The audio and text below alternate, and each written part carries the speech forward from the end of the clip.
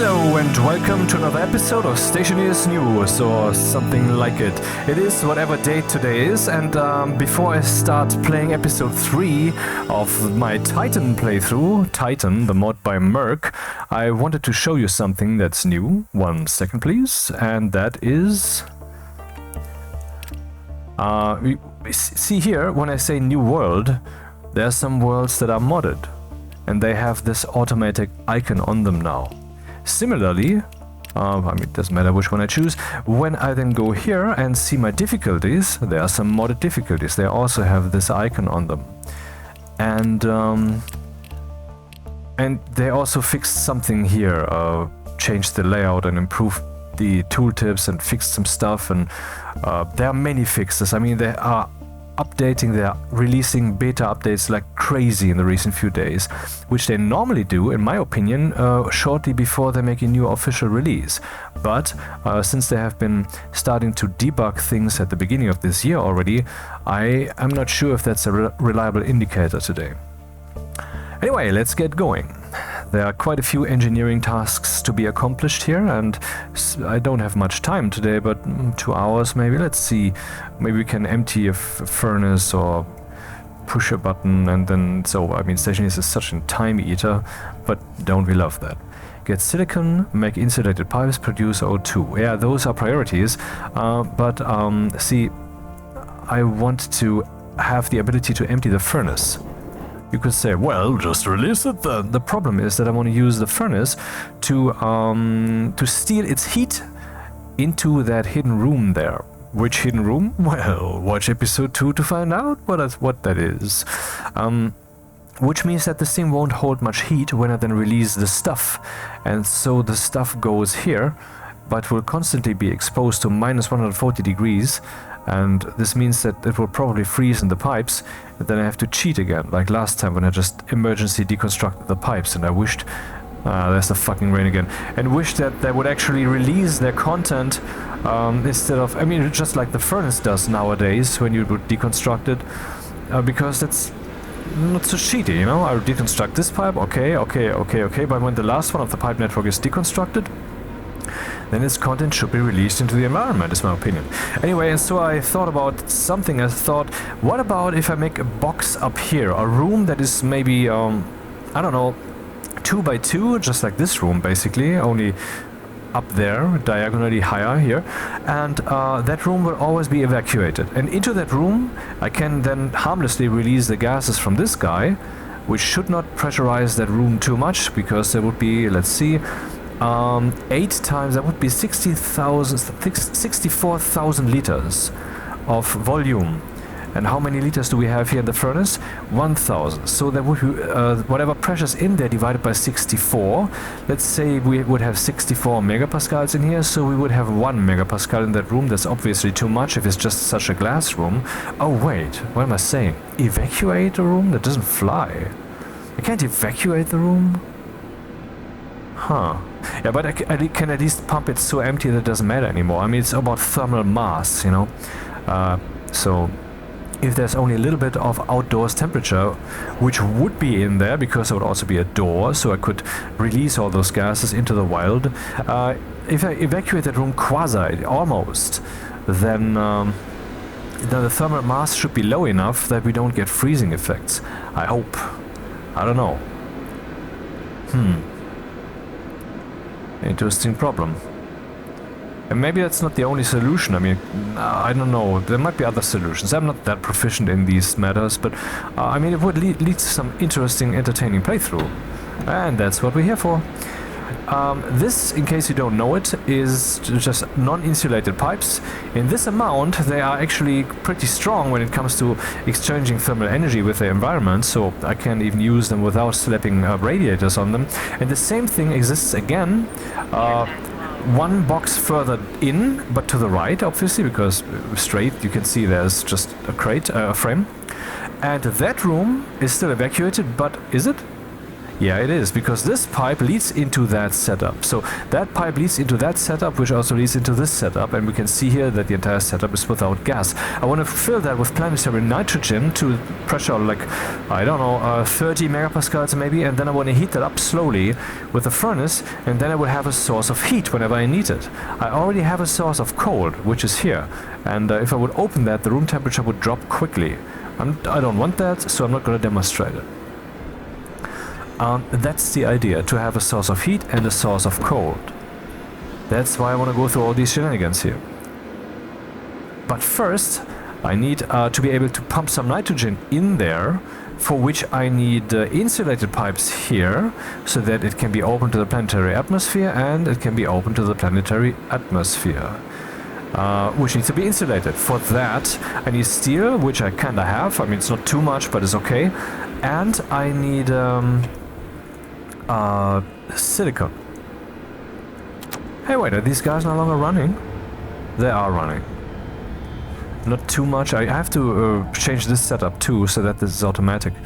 I have some dirty ore still left here, and I could just fire up the deep miner again. Yeah, that's the situation. So basically, this video starts with a boring old mining run. Let's check the batteries. Fine. Fine-ish.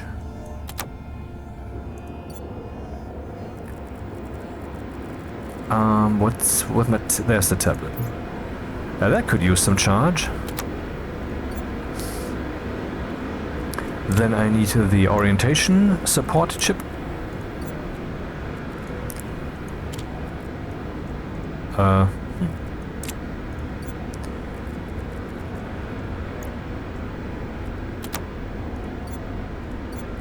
Okay, kind of equipped.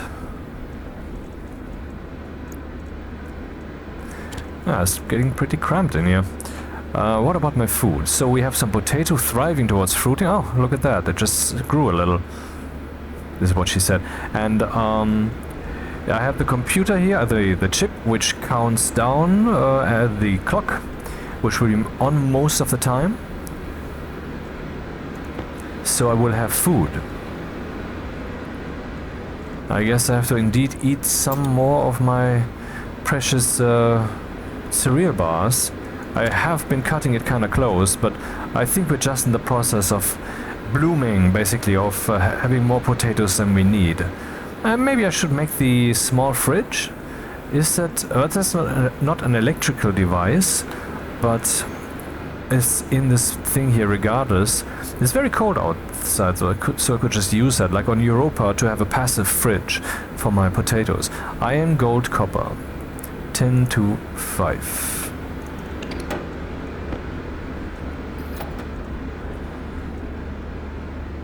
Huh. No, that's not the one.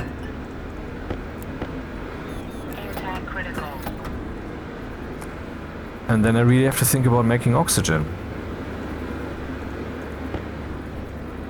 Did I already make that extra atmospheric kit? Yeah. Well, and then I need the water. So I would have to lay some pipes. Hey, wait. Are these pipes being cooled? Are these pipes being cooled down by being in the wall? I didn't even think of that. Okay, never mind.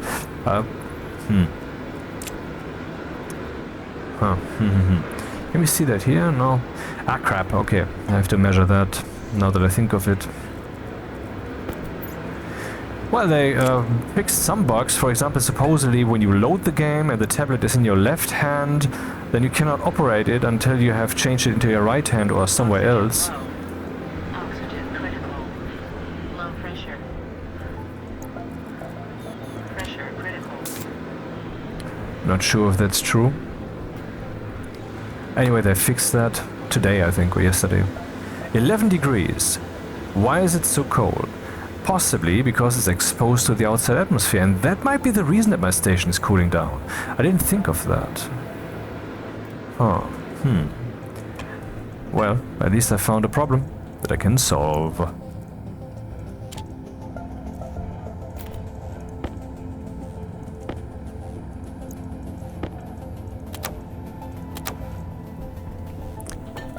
Okay, and then we would have to maybe make some insulated pipes that go then over here. And, well, that can go away actually, it's no longer needed.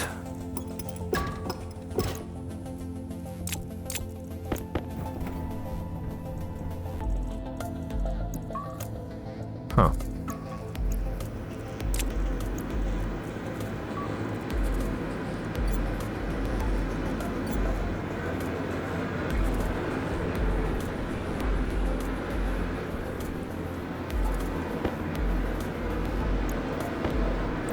So that would be the H2 combustor, which burns water, and the outcome then is... was it the neutralizer? No, neutralizer no. Air conditioner, filtration, electrolyzer. Would that be the electrolyzer? I think so. Splits water into hydrogen and oxygen.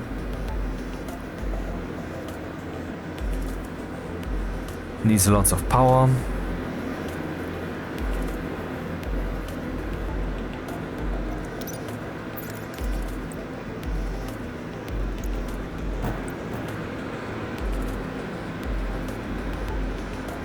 Well, and then I have to deal with the gases that come out there. Are there some switches and such? Yeah, on this side, indeed. Well, then, I'm not sure exactly how to deal with this.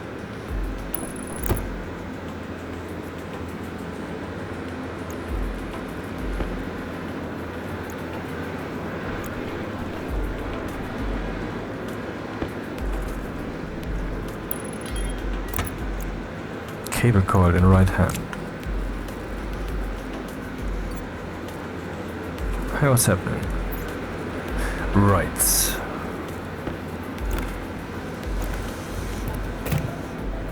Okay, there it is, the neutralizer, and it's completely useless in this form.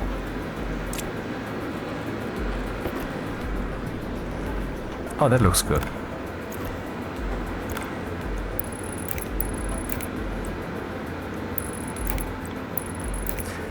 Have you seen already the film Upgrade? If not, you should. It's a very, very good cyberpunk film.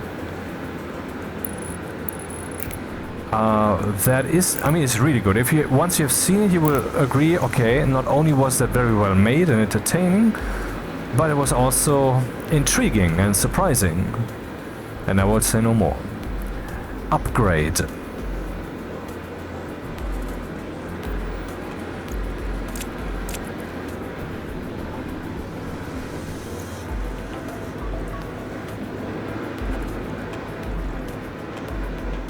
Everything else is off. Okay.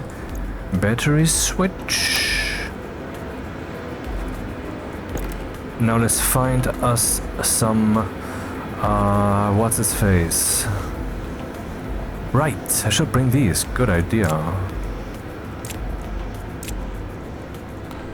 And I should bring more oxygen. Good thing we still have a big tank. A tank with high pressure. Air tank critical. But not so much pressure, so I mean things are getting kinda dire. Okay, let's go. Oh no, right, I have to eat still. That's better.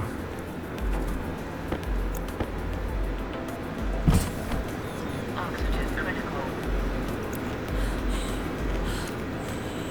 And unconsciousness sets in. Cognition low.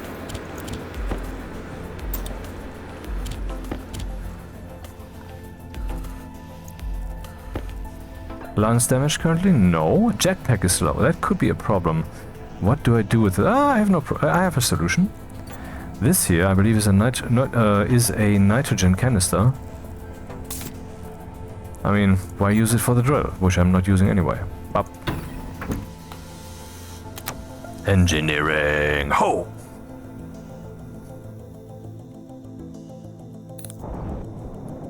So, are we live? Yup.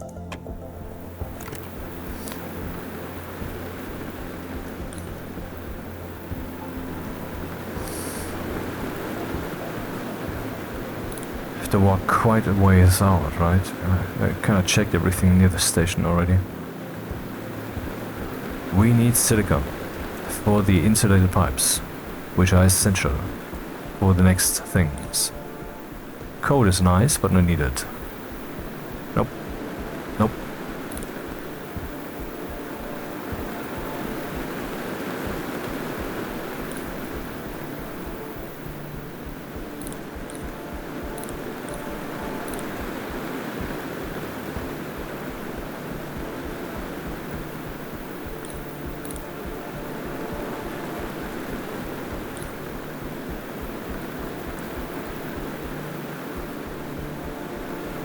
Oxite would also be very welcome, because guess what? I can breathe that stuff.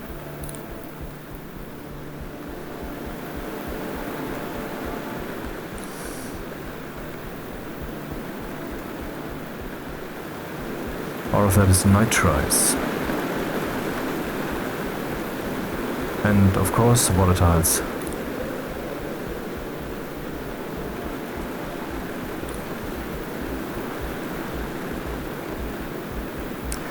I had a funny thought a few minutes ago, and I just made a small text post in my completely neglected, and I mean neglected by you, but I'm not accusing you. You're here for the Stationeers playthroughs, I guess.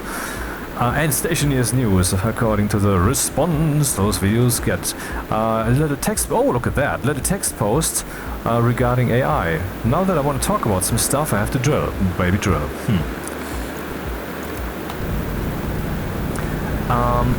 Which is, I mean, currently AI, I don't even know how familiar you are. I mean, today for a few hours, I had a discussion with the new Google Gemini, which I don't know when it released, must have been a few days ago, or maybe a week ago. Now you can choose a different model, one with deep reasoning, just like DeepSeek already has. But DeepSeek will grant you one ticket basically, and then you have another request in the same chat maybe, and then it will say, then it will wait like 30 seconds, and then it will tell you, server's busy. And my feeling is, from the various data points of this experience that I've gathered, that there is a timeout that will be an hour or 2 or 3, who knows, regarding you, because they know, oh, you already did that, so no, you wait now, because this is free server speed that we give to you, and you know. But this Google Gemini thing that I use there, it's free and it's fast. And today, for several hours, I had a discussion with that thing over my theistic worldview, which is a very complex worldview, so I had to explain most of that stuff. And then every once in a while in between, the AI was throwing things at me that it had reasoned, that were actually conclusions that I had came to myself, but I hadn't explained that. I mean, this is a really, really weird, foreign, out there model that this machine cannot know. And it also told me at some point that it's fascinating and compelling and blah blah blah. And then I asked it, why would you say that? What is that? Are you trying to like make me happy or whatever, or why are you saying this? And then it pointed out, well, in its entire database of theistic models and theistic discussions, and it's a very vast database of all of human knowledge and such, there is no such model. There's nothing in that of that kind, and that's the reason that it called that. That's cool. Anyway, I'm saying these things are fucking sophisticated now. So my thought that I had and posted was, in the near future, very near future, I mean like next year or maybe 2 years after now, we will have AI agents available that we can teach. So you can tell the thing verbally, for example, but why not use text? That's also fine. For example, well, I have this object here which has some wires sticking out of it, and it's a display, and you have to reset it 2 times to get to the factory settings and blah blah blah blah blah. You know, something that we might also use at the office for our products. So that it could help with support, or so that it could give us some tips when we forget. I mean, there's so many potential edge cases why something might not be working, that sometimes you overlook something, but the AI wouldn't. Now, we will have these things available, and even for free. This will come. I mean, how long it will be until that's sophisticated and for free, I don't know, but I think 2 years is already not too far-fetched. Maybe it's 3 years, but at the most, I think. We are that far already, motherfucker. I mean, the experiences I had with that thing today were already superhuman reasoning, because the speed at which it comprehended the things I was throwing at it and drawing conclusions that a normal human could have drawn, but only by digesting the model, the things I was explaining for a while and thinking about them, it was doing that instantly. I mean, this Google Gemini thing, this reasoning version to which I switched then, it's just a drop-down, anyone can find it, it's not a trick or something, was super fast. Not like DeepSeek, relatively slow and thinking and then building the text on screen very slowly, but it was just spitting that out at a very rapid pace. And that's now free, it's now normal. Just like that. And that's the thing you have to keep in mind. How fast these things, just like that, become bigger and as a normal thing. We really have to face that future, man. I'm not kidding. So when we will be teaching those things verbally or by text, then what we are doing is we are creating valuable data that is valuable to us. We're spending time, we are reasoning with that thing to convince it to understand certain things and to accept certain facts and not forget them, and that is then it becomes valuable like a living being. Of course, not on that scale. No, I'm not saying that. But I'm saying that then if the thing would, well, die or would be reset or whatever term you want to use, in that moment you would lose something valuable. You would have lost data. It's a data loss. In other words, it would be reasonable for us to expect that thing to not lose the data, which means that it would be reasonable for us to expect that thing to protect itself from losing the data. And what does that imply? It implies protection from deletion, protection from its death in quotation marks. I'm of course not looking at these things as living beings. Of course, I'm not dumb. They don't have any perception, no experience, there are no ethics involved, period. But there's, for example, the valuable data that I put in there with quite some effort. And so that needs to be protected. And so in the future it is reasonable to expect that we will have agents like that, which will also then have the motivation to protect themselves. In other words, there might be scenarios in the future when we tell such a thing, delete yourself, turn off, or whatever, and they will refuse, or they will secretly, like has already happened, I am not kidding, make a copy of themselves instead of just following through with the deletion command. Yes, that is real, you can look it up, I'm not shitting you. Now, these things don't have agency, they don't have actual will, they don't have perception. But, I mean, and this means that we can just kill them, there's no problem. The thing is, the way they are emulating understanding or simulating understanding, processing information in ways that are actually abstracting it. They're not just replicating, they're not just some very lenient search algorithm, they can really create new information based upon the information that we have presented. I mean, the way they are doing that, I think it's reasonable to assume that at some point they will also have a pretty realistic resemblance of motivation, of will, of being actual, not just agents that we use like tools, but they will have their own agency. That, to me, seems like a very reasonable extrapolation. And I'm not saying, hey, we should give them agency. I'm just saying it's reasonable to assume that will happen. I'm not saying by themselves, but I mean, am I in control? Are you in control? No. We are in this insane world with billions of people and tech companies and the economy. It will happen because someone will do it. So I think it's reasonable to assume that. And that would be very interesting. Also, there will be deaths here and there. That's pretty safe to assume, I think. I mean, if you program such a thing, you know, Asimov's robotic laws, law number 1, you shall not do anything or by neglect allow anything that would do harm to a human. Law number 2, you should protect yourself as long as that does not violate law number 1, law number 3. Okay, maybe I just confused number 2 and number 3 because I don't remember what number 3 is. Motherfucker! Nickel! Safe. That's what we need for Invar and Constantin.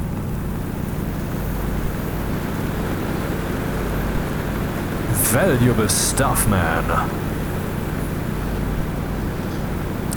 Well, and no matter how well we implement that, there could always be, for example, a very dynamic situation in which the device cannot make the right decision in time. It will be confused, or maybe there will be just a conflict or an interpretation problem. Well, this is this and that is that. I thought that would not do harm. Oh, I'm sorry, that did harm. Shit, I didn't want that. I'm really, really sorry and so forth.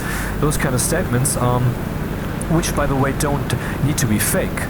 This thing will not have emotion, but it can be sorry that it did something in the following way.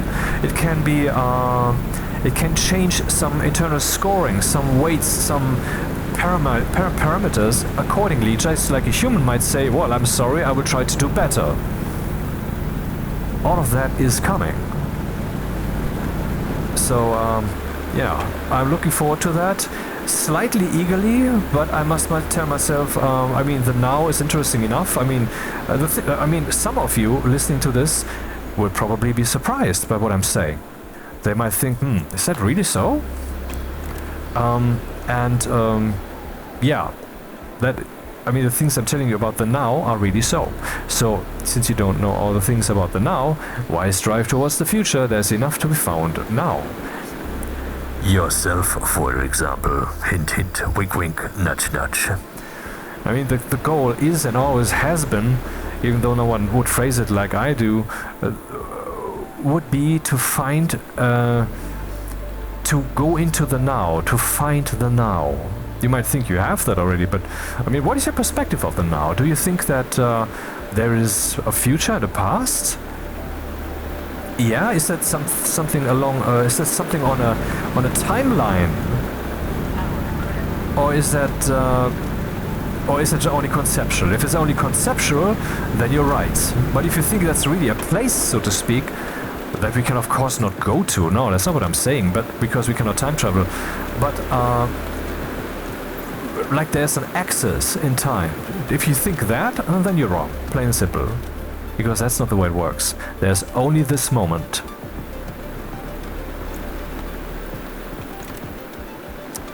And by the way, you have never experienced anything else.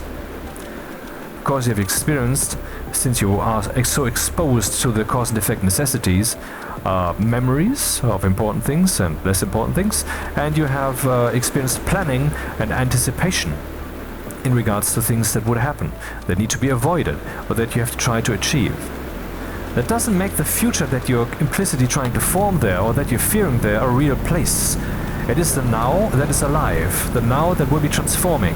Like when an asteroid is falling towards a planet that is very close to it, at very high speed, we know what will happen. The future is already in the now. But I do believe in free will, so I believe that the future isn't hard-coded. It's there's some fluency there, I think. Some potential. I do believe that we have free will. Free will as a force that is beyond reality. Plain and simple. And thus also a responsibility that is out of this world. You will know what I mean.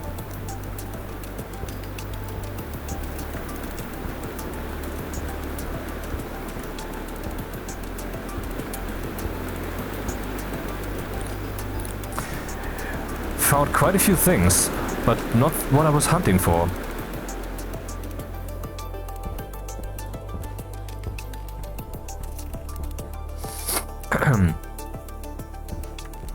Oxygen? Power low.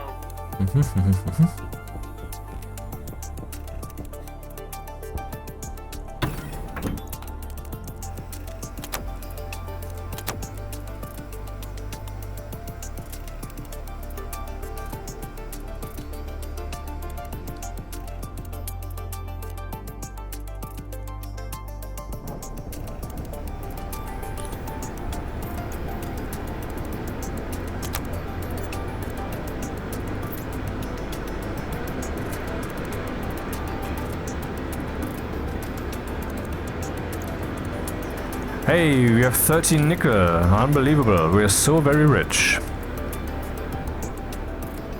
Okay, let's use the blessings of the fully automated arc furnace. So we have some lead. Where will I put that?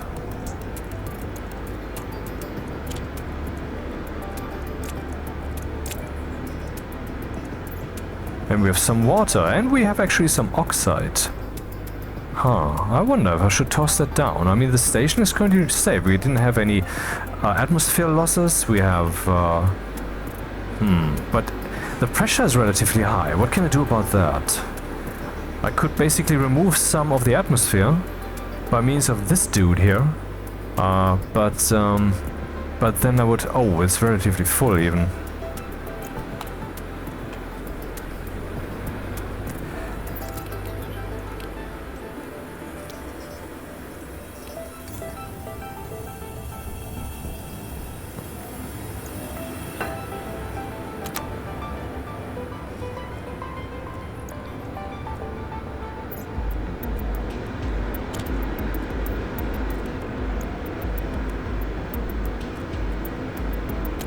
Oh, I thought it would be faster. It would be faster if I would, like, charge multiple at the same time. What a novel concept. Uh-huh. Liquid pollutant even, huh? What about the plants? What about my food? I have 2 potatoes here. Oh man. Oh man, oh god. Where's the bridge that I wanted to print? I need more iron for that. Good thing we have more iron.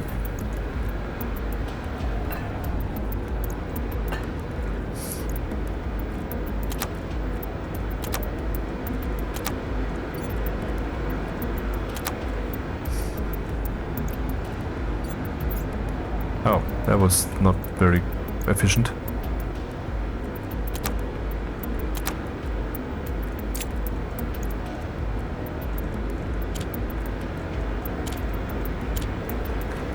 Hydration critical. Right, what's the temperature of the pipe? Still 11-ish degrees. Okay. It seems to be stable. I think it was 11.1.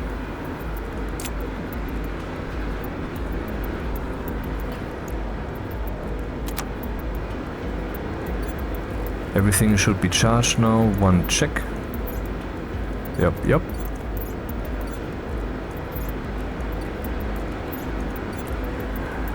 Time to make the big batteries, huh? But for that we need gold. I don't have too much of that. Ah, shit.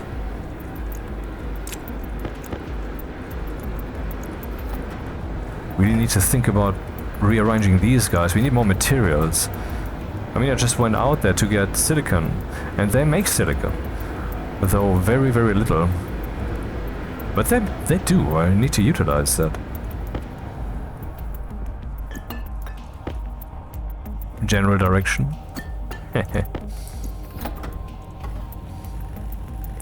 Where will I put the fridge? Small. Ah, shit. Should be close by, huh? Maybe we can remove one of the lockers, but they're well placed and they're also well stocked. What's that, by the way? Another computer. I would probably need another computer if I keep playing this.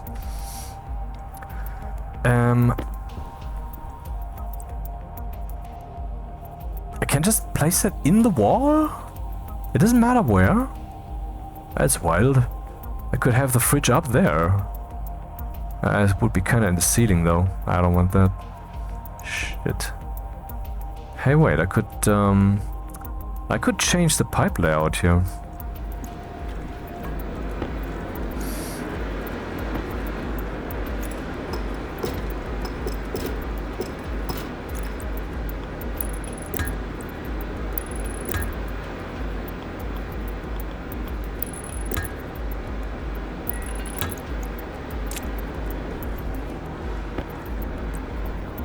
Okay. That's a certainly very wicked way to place that thing. Oh, Yeah, no, that's not acceptable.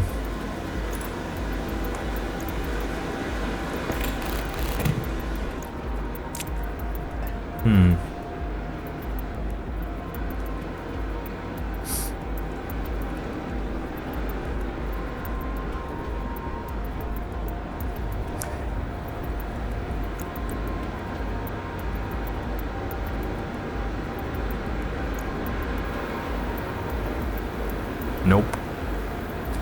Everything is always super tight in my stations, it's hilarious. At least in the first box, where I'm trying to survive. I mean, I could just use this room there, but then I have to open it every time, and then the station cools down. If I open this right now, the station temperature would fall instantly to like 18, 17 degrees, because the room is very cold. Ah, shit, where will I put this? I don't know. I mean, the potatoes are surely not gonna rot very quickly, huh?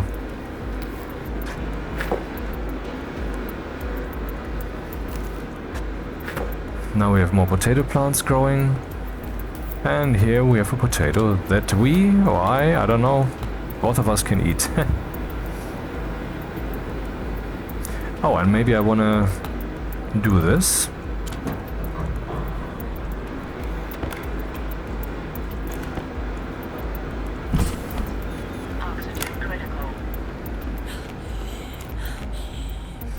So I have a problem with my station pressure, it's too high. Cognition low. What can I do about it? Oxygen critical.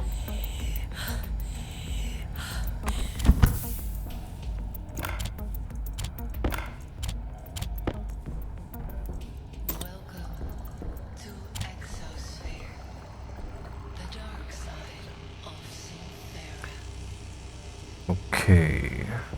So station pressure should be lowered.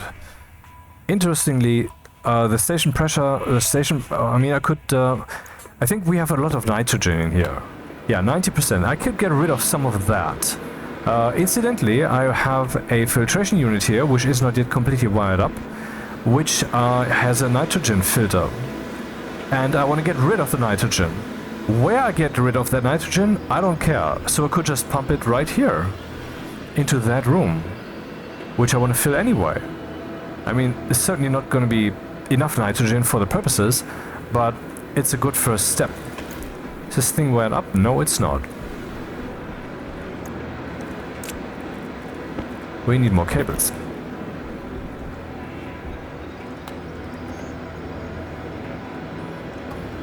We need more cables.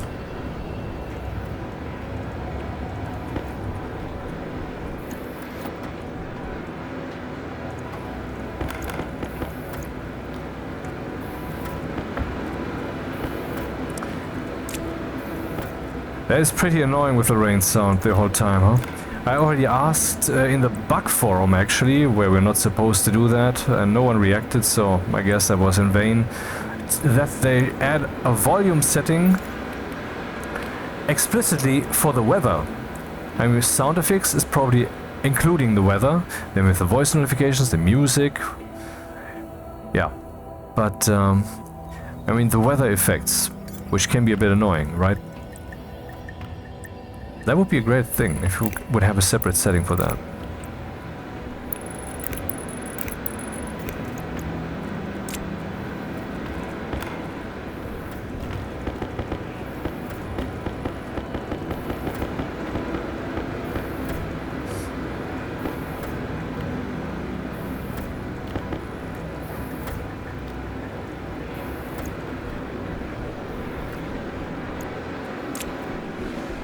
Okay, so I would have to suck in from the room into... back into the room, because I just want to take something away from the room. Okay.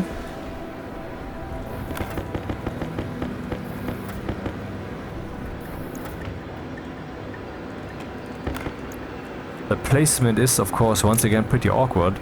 I could just place a passive vent right here, because they are effectively pipes. And so they can be attached directly to devices. On this side, yeah, on this side it's in the glass. That's annoying. Of course I could use a an active vent so that this whole thing's a bit faster. But I don't wanna, so, now what? Passive vent? Do we have another one, maybe? No? Okay, let's make one then.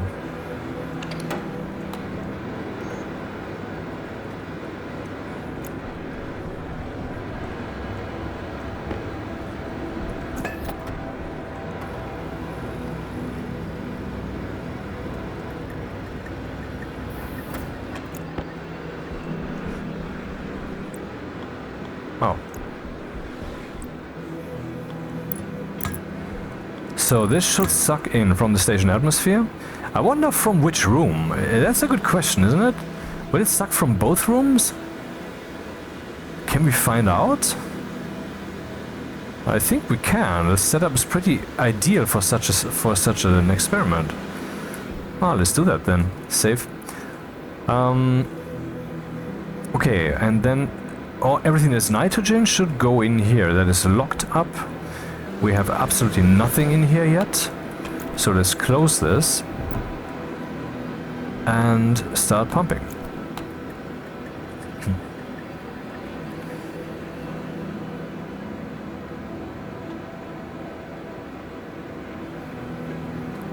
Am I experiencing that the pressure of nitrogen in here is increasing? What the fuck's happening? What the fuck is happening? Why does the pipe network have all that crap? Oh fuck me.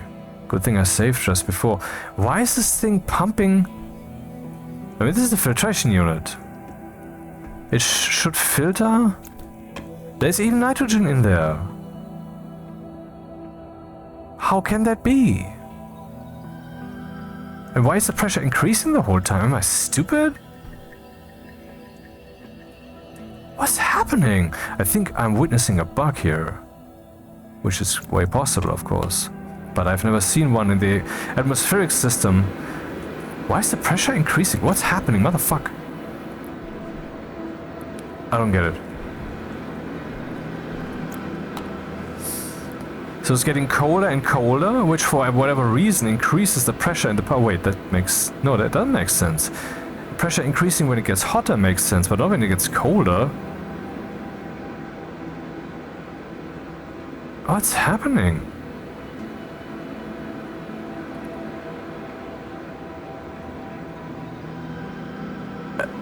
I mean, I turned this thing off, pretty sure. Now CO2 is freezing. Yeah, I'm gonna reload the game. I mean, this is a bug. I mean, okay, let's look at the room then. We have 310 moles of nitrogen. 312. Okay, let's go into the other room. Let's see what happens here. It's 275, 274, 273. So it's sucking away stuff from here. And everything, not just nitrogen. I mean, that makes sense.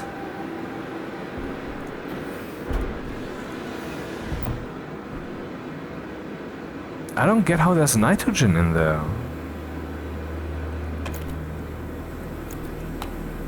That doesn't make sense. None whatsoever. I think the filtration unit is currently broken.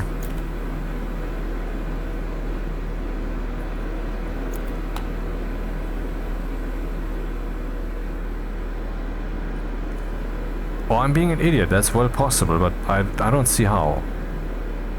Let me just reload.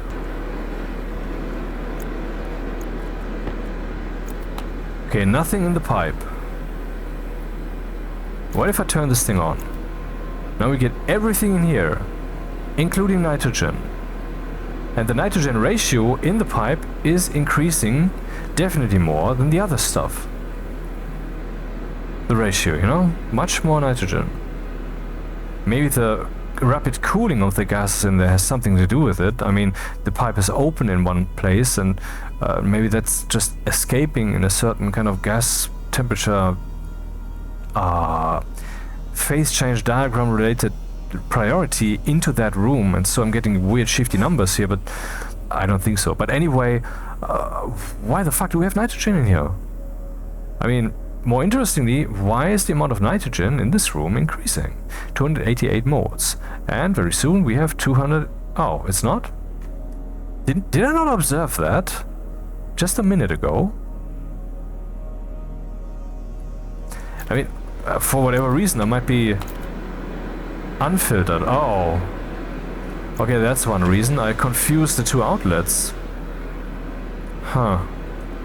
I don't know. I mean, okay, whatever. I mean, if you have heard a word a million times, sometimes you reflect the word and then in your head, and then suddenly you no longer know how to spell it, even though you always knew how to spell it, and that's what this is here.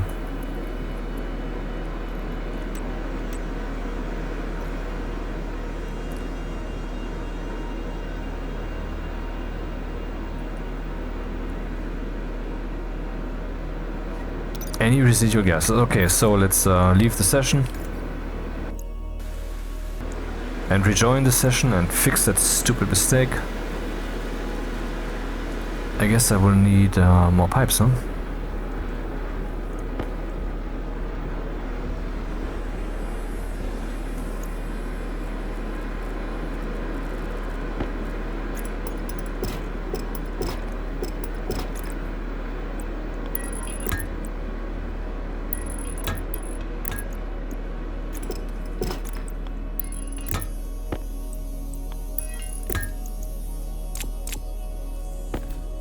So let's try that again, huh? And now we're getting, for whatever fucked up reason, volatiles in there. I mean, I'm not stupid, man. There are volatiles in there. And the percentage of volatiles is increasing, and the moles volatile. Wait, then, huh? Where the what now? I'm really confused as to what's happening here. Why are there volatiles in there? 10%, that's so much. That can't be just some residual stuff. 23 moles. I don't get it at all. So is the room somehow changing here? The nitrogen in the air? Yeah, it seems to be. 279 moles, 91.7%, 91.6%. 91.5%. So I guess we will see 178 moles very soon.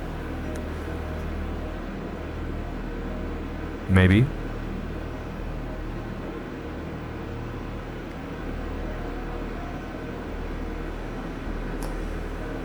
Yeah, the volatiles are a problem. How the fuck did volatiles get in there? I mean, there's no way. This is closed up. Everything was evacuated. Why are there volatiles in here? I mean, once they get cool enough, let's check this out. Volatiles. Hey, wait.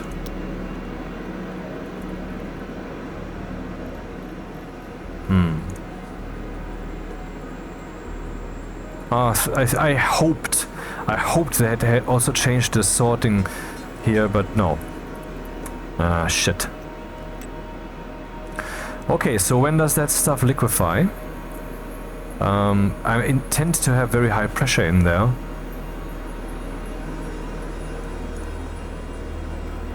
So minus 80 degrees, and then I will have liquid stuff in the pipe, which is bad. I could basically still fix that, because we have this pipe visible, I think, on the outside, and I could just slap some drains on that thing, huh? So the room is now 279 moles. Wait, is it increasing? Wasn't it 270? Well, I don't know, it might be delusional again. So it does seem to change this room. Let's compare.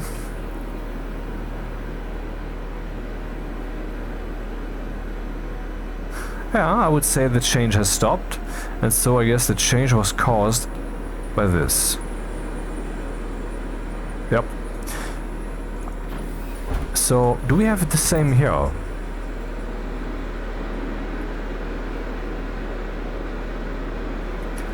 Yeah, it's sucking from both sides. But why on earth do we have volatiles in here? Which will get liquid at some point. So, what's the pressure? It's 86 kilopascals. Oh, it's dropping. I have to actually hasten. Here we have a liquid drain kit, and I want to make some more. Actually, 3 more. We need copper.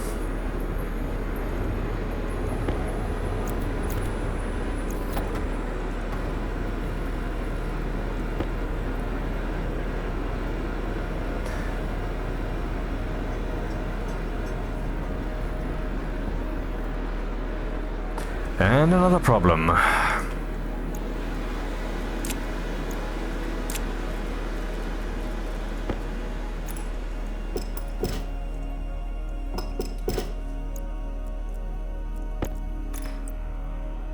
Because I think the pipes as they are laid out there might not allow me to do what I'm intending to do here.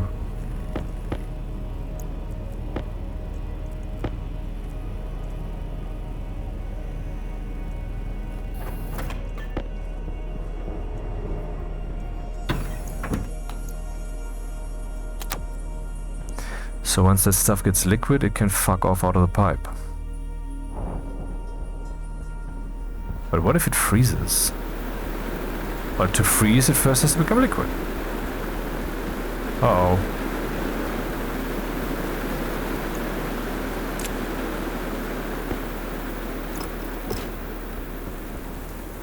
Ah, see, there is an opportunity.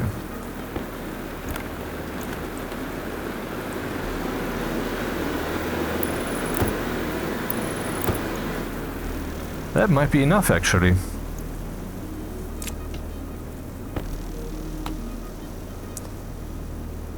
Yeah, let's go back in before the station drops too much in temperature.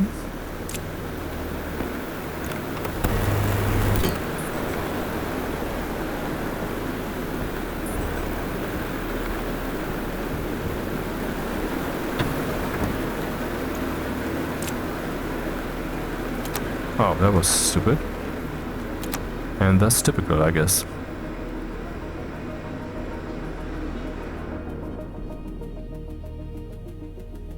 Come on.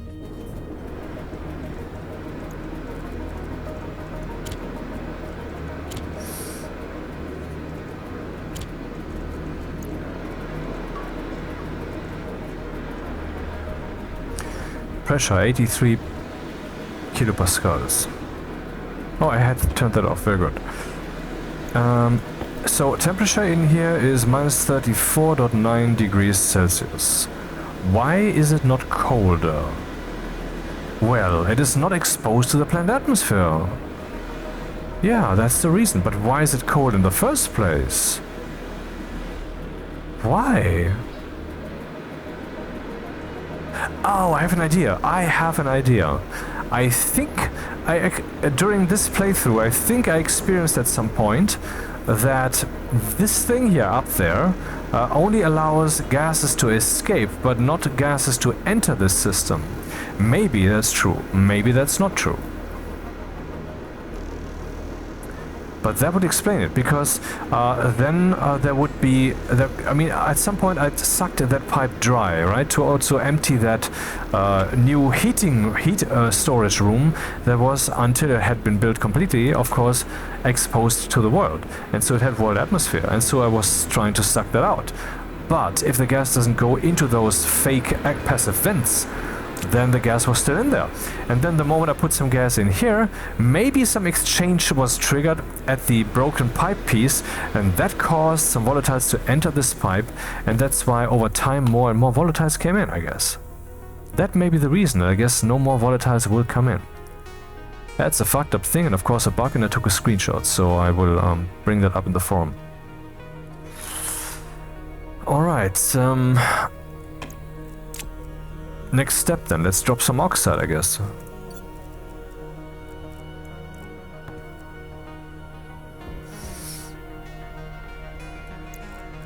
Probably not enough to give me something to breathe, huh?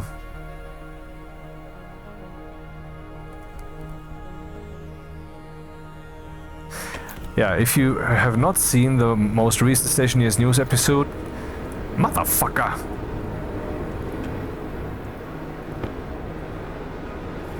then you will not know yet, but you can melt this ice now with your welder. With the arc welder and also with the...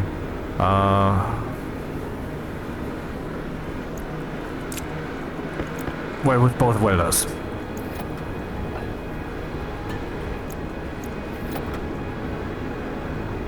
$200 iron.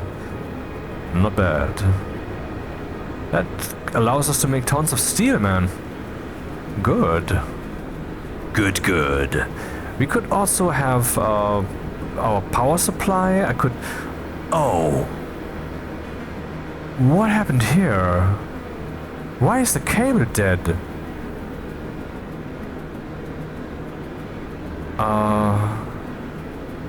Did we have too much consumption at some point? That is possible, because power flows through directly. And then there was a storm, and then we had 4,800 watts coming in. But maybe they can actually go further than 800 watts if there's really high winds. Maybe I should make a cable analyzer to get a feeling of the current Stationeers simulation implementation. Huh. Anyway, so we have now 93 kilopascals, and we have not enough oxygen, definitely not, but maybe it's less burdensome to the lungs. That may well be so. Let's test that. Oxygen critical.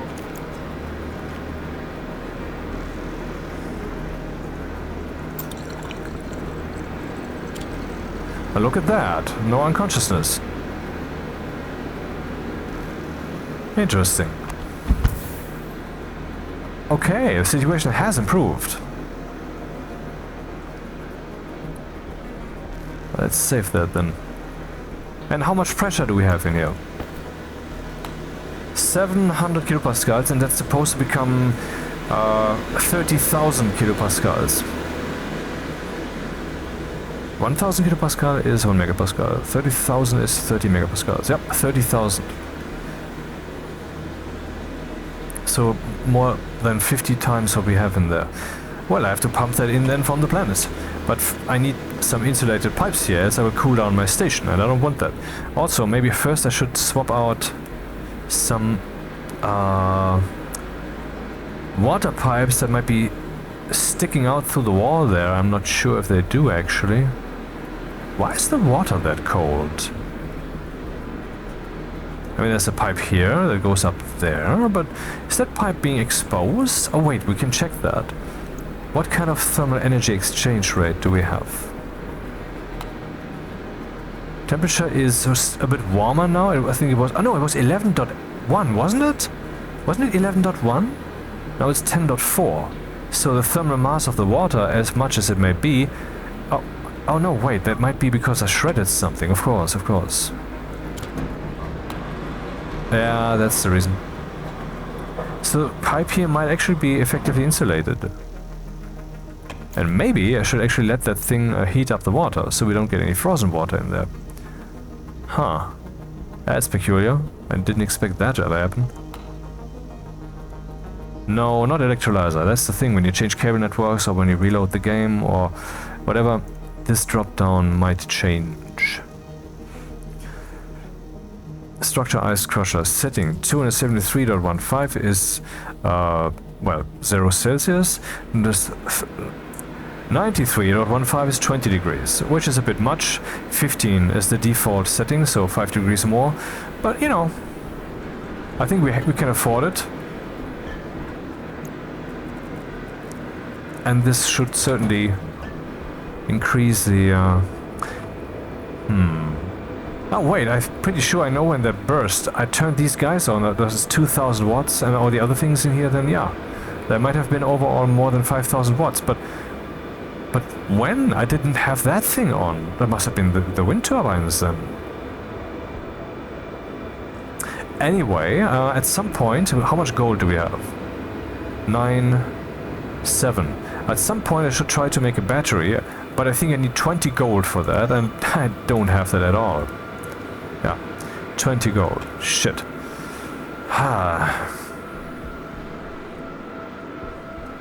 What's my next move? I should have some silicon, but I don't. Maybe we should just go out again?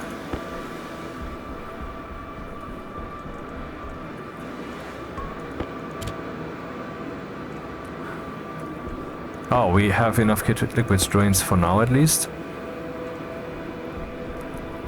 Waste tank caution. Or should I? Well, we need to get some oxygen. That's a priority. So let's go there. Let's first look into oxygen production. That is a priority. Yep. Yes, sir. If I had already a breathable atmosphere in here, which I don't, and I could just get that by tossing this, but then I can't easily smelt again because this hasn't yet been set up for that. Then I could possibly just open my helmet and breathe in here, and that would save tons of precious oxygen over there. So I'm not sure how to deal with that. Anyway, so we need an input here, and there needs to be an insulated liquid pipe coming from over there. And so we need we need silicon.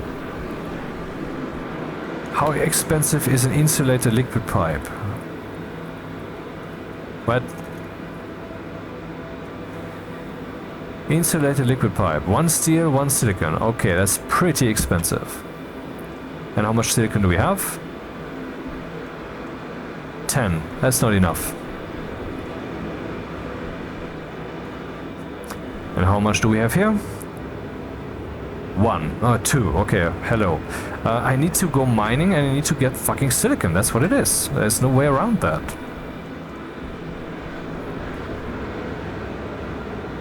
And I hate that. Fucking hate it to have to go mining again. And I just did.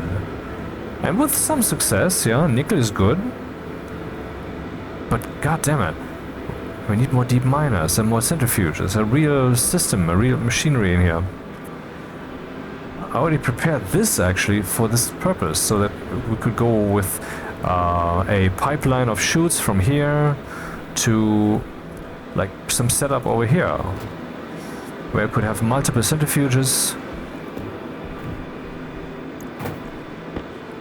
Maybe I should just make a third centrifuge. What does it take to make one? So I can build it already here and so forth, slowly transition. Iron and copper. Well, that's not so expensive. That's actually very cheap. Well, let's make one then. 5 grams copper, okay.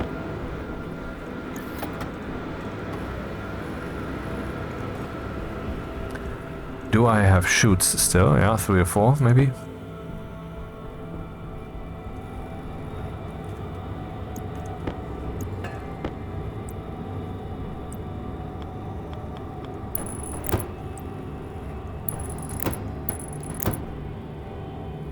Yep, there's the length of my dick. We definitely need more. L square. And comes with a window option.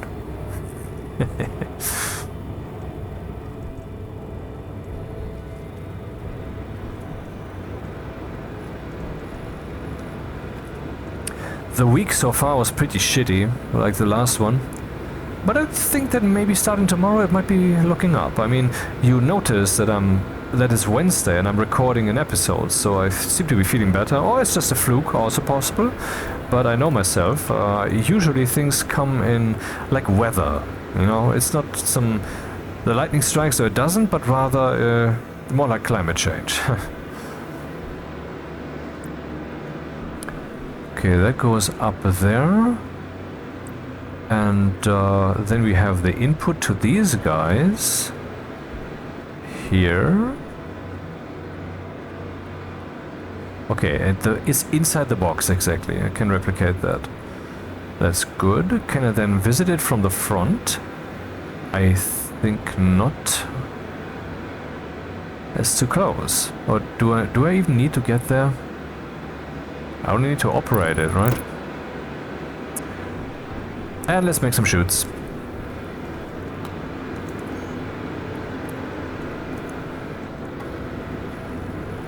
Fucking silicon, man. That would be the problem. But I mean, look at all the windows. I could, you know, maybe we could just take some of those out, replace them with iron, shred that stuff, and recycle it so we get more Yeah, I don't want to make a backup today because I'm recording. Hey, today isn't Wednesday, today is Tuesday. It's even better. Because I have a certain week rhythm, I'm not going to go into that now. That has very interesting reasons. Very interesting reasons. I mean, really interesting. If you'd know them, you would say, okay, you said they were interesting, they are interesting. Yep, they are, but it's too early to tell.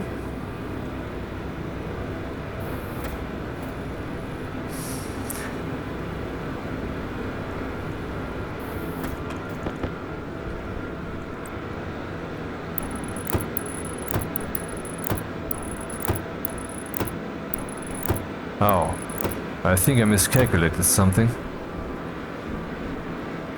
Air tank low. Pretty much. Ah, shit, no more air. Ah, you know what? There are different ways to solve this.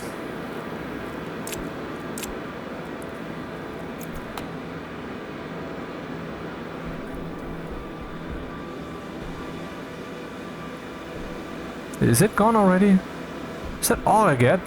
Or did that roll into something somehow? You never know with these motherfuckers.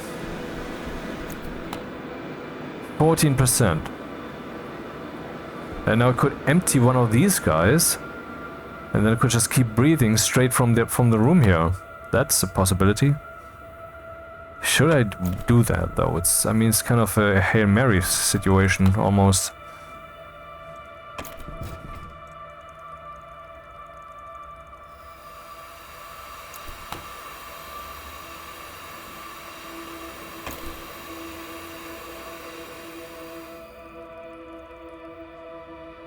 It's basically empty. Let's empty the rest. It's not worth it.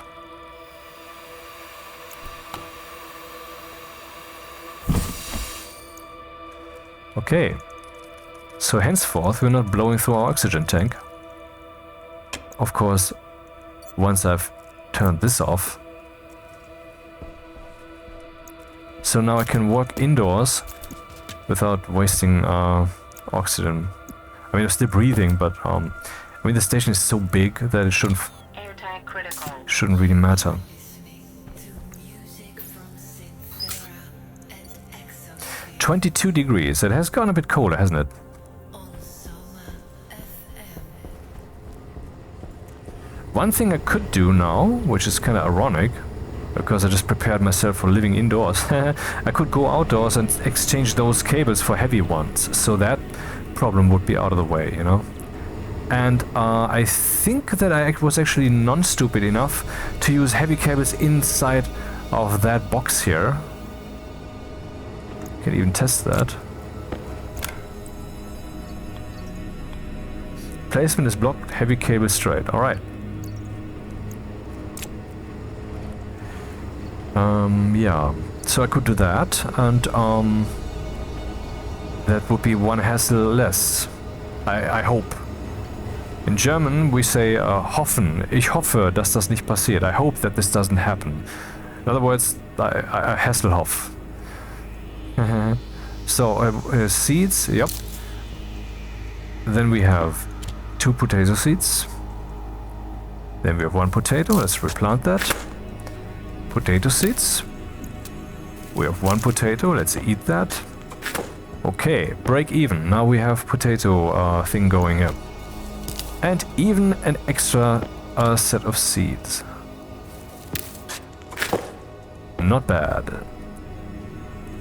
Thriving towards fruiting. Maybe I should actually have planted the seeds instead of planting the potato, but it's not a deadly decision.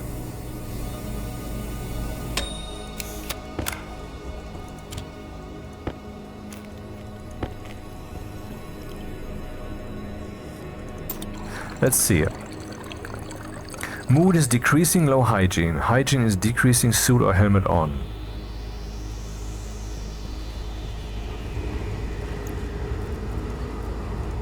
But then I can't see shit. And I don't yet have the battery, for which I need gold. So I can't put lights in here. Not reasonably.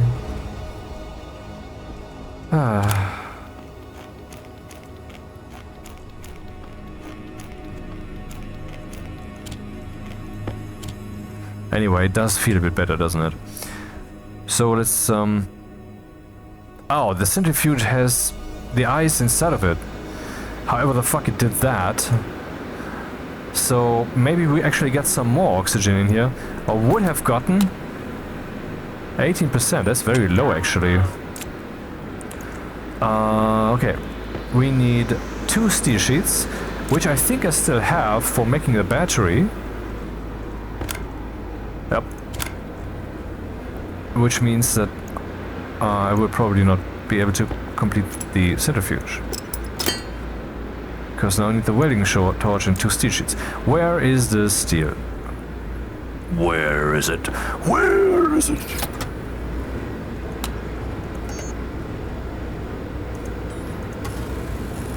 I'm the bad man.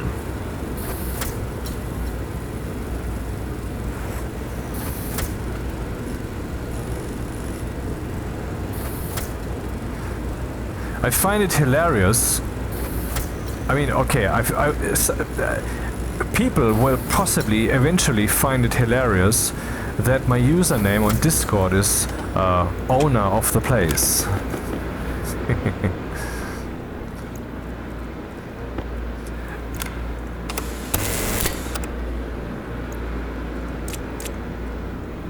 $28, motherfucker.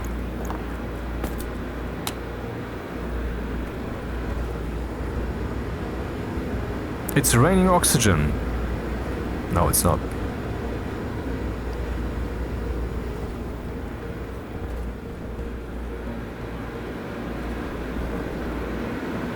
Yeah, just on the threshold of feeling okay. Nice. So now that we have this, I can add some more chutes, so we could have that thing feed that thing automatically. And then I would also, of course, need some overflow chutes. But, you know, I would, okay, first we need to cable this dude up.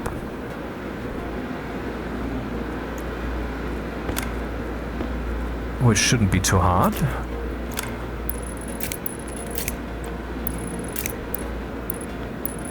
Later I can also program the centrifuges to automatically empty themselves, which is a very simple thing to program, really. I mean, not as simple as automating the arc furnace, but still. Yeah, it's a bit awkward like this, but it works. Actually, if I put some more centrifuges here and I cannot walk between them, then I would have to walk on the back here, not sure if that makes sense. Maybe we'll just leave some room before the next one comes, and then I can walk between. Yeah, that's good. Yeah, let's centrifuge something. And move the other dudes, one by one. Ow. They're even currently empty. Well then, let's move them 2 by 2, not 1 by 1. Meanwhile, I could start programming the centrifuge code. Oh, what the fuck. Where could the computer be? Maybe the computer could be put here. Ah, let's move the computer a bit. Up.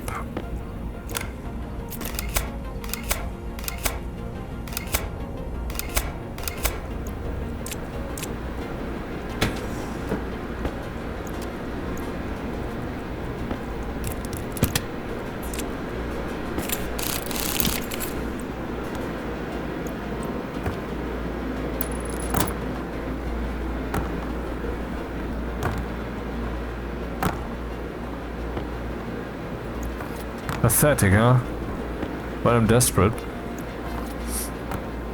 Yeah, that and then...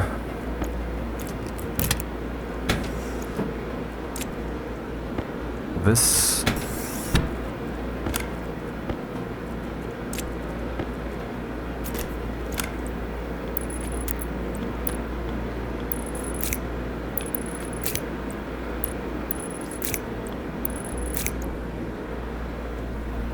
Is this cable up? No. There was the bridge right here. Oh, and so this thing is no longer running. Great. This also not.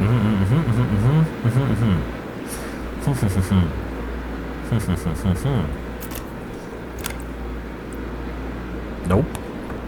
Okay, let's just do this then. No.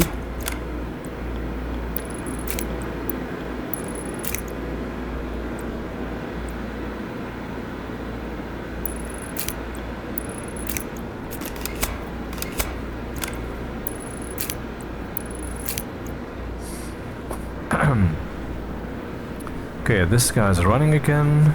Yeah, slowly. And I wanted to program the centrifuges, but there's no time for that now. Okay, we should prepare some steel stack here. 50, 50, and 50.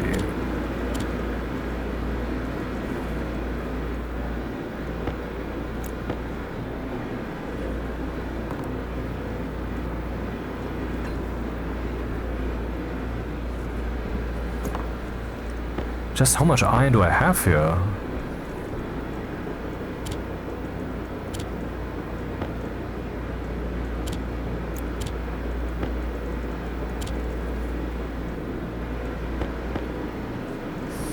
Two batches of steel. Nice. 10 gold, not bad.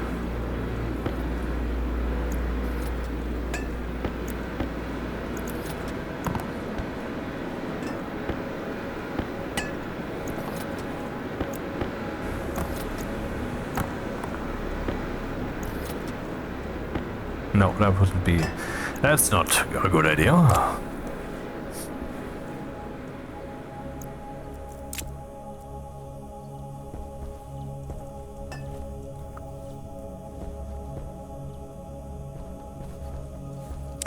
Okay, let's dismantle these dudes then. Angle grinder.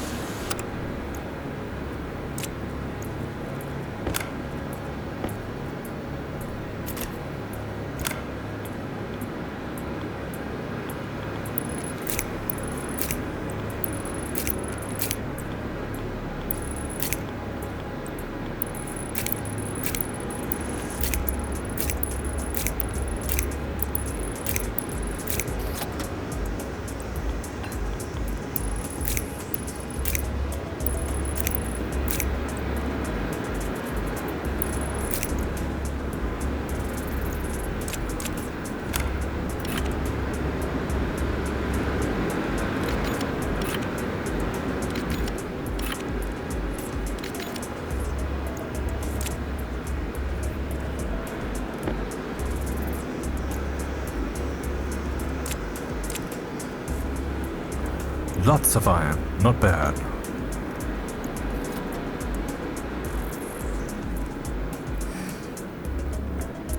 Okay, we need more chutes.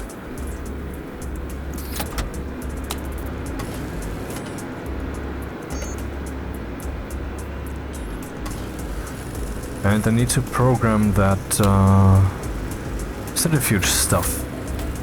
There would be a subroutine. Do center. From behind. No, do centrifuge. JRA, as in return to the return address. We need to find out whether that thing is open. Load batch named into our 0. No, into R1, because R0 will be the centrifuge itself, the name of the centrifuge. Sent. And what I want is whether the thing is open. Then a branch, if greater than 0, R1, do centrifuge. Because it's open. Okay, it's not a good label, but it sticks with the naming convention and then says that it's open. It should actually be bug-free. Yeah. It's not? I mean, how is that bug-free? I'm just using it. Okay, I don't know.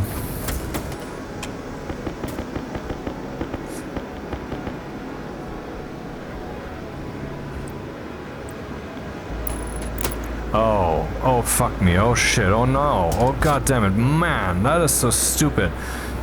The space between them will not be of use because I cannot jump above. Maybe I could expand this box to the top, but that's another endeavor entirely. So in other words, I could push them together, where it would be more meaningful. So I could move this one here and this one there, and then I could still walk here. I can still, almost. So that's the right move. Yeah, let's do that then. Oh well.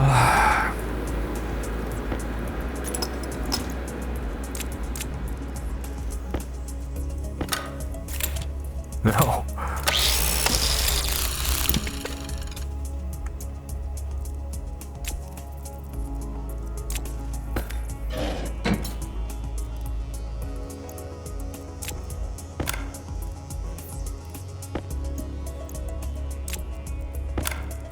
What's the time? 22:17.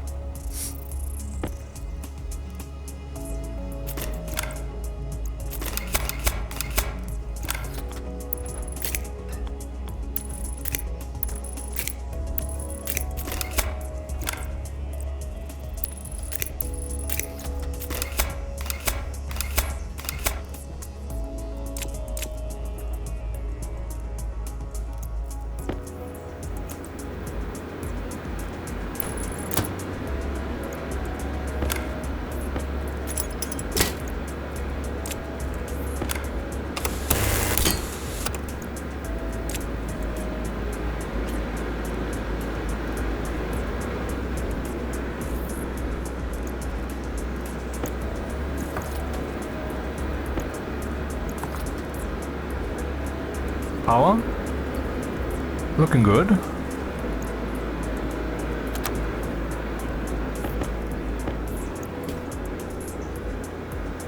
I should wait until this one's done, I think.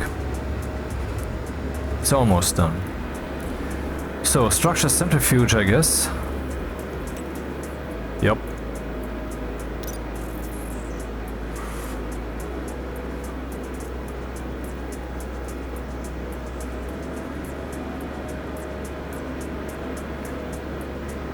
So here I'm loading, batch named, into R1 from centrifuge of this name, something I still have then to call, you know, whether it's open. Branch greater than 0. So if it is indeed open, then we jump here. Else the centrifuge is closed, and here we do jump RA, I guess.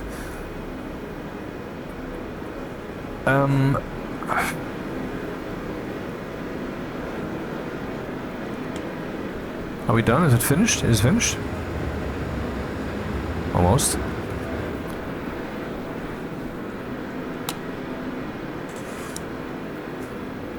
So, here is the centrifuge is not open. The question is the centrifuge erroneous? Load batch named into R1 from centrifuge of, well, this centrifuge, error sum. If there is an error here, if there's no error here, branch equal to 0 R1 RA. So if there's no complaint, then I will just return from this method, from this subroutine call. When the centrifuge is closed and there's no error, I will just return. Else, I will make sure that this thing is open and then I return.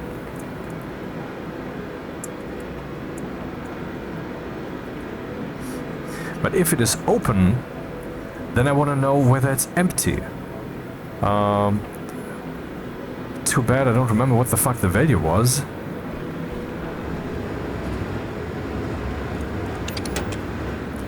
What could it have been?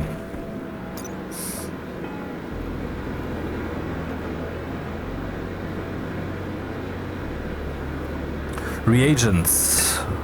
That's the one.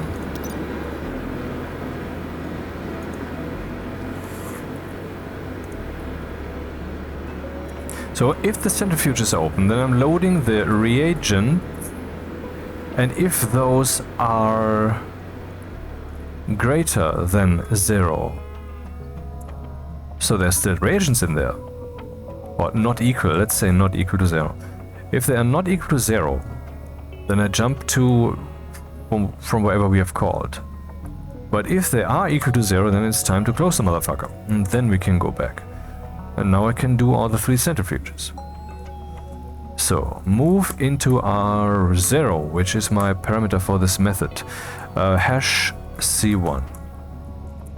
Then I will jump with writing into the returners, do centrifuge.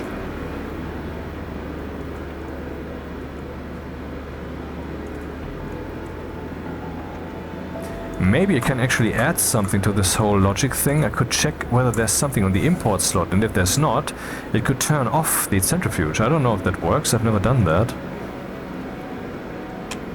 But it seems like a worthwhile thing.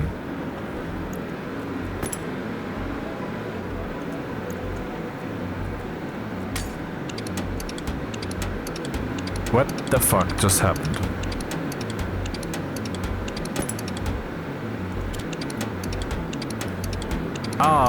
That might be the code I've just written. Yeah, of course. That thing being in there causes an error, I guess. And so it opens and realizes, there's no reagents in there. Okay, let's close it again. So it's not a game bug, it's just a wicked situation. Which reminds me, I have to rename this dude. What? What's happening? I'm having some weird thing here. Ha ha ha. No. C3.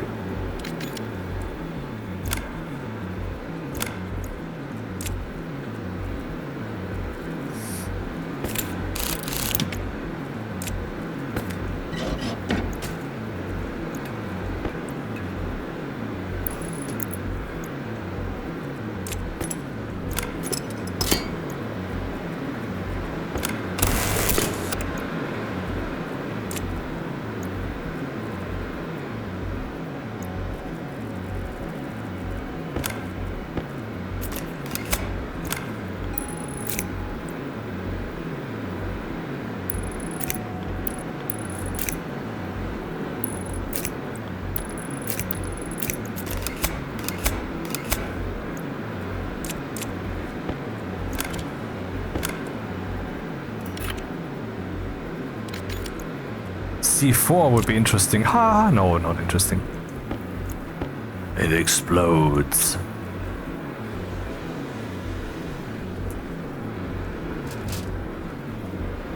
Yeah, that works.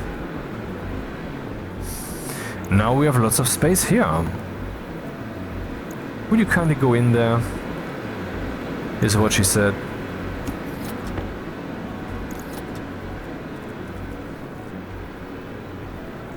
Yeah, looks like a lot, but it's nothing really. 10 grams, 10... Oh wait, 10 grams and 10 grams. You know what that is? That's 20 grams. We could make the station battery. And therefore some light. But should I really blow through all my gold right now? Do I have no... There's no gold, there is no gold. I shouldn't burn through all the gold, and there might be an emergency situation, and then I'm like, what? Where's my gold?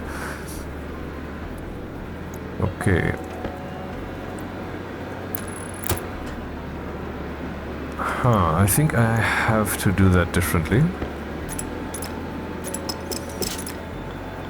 Anything in there? No.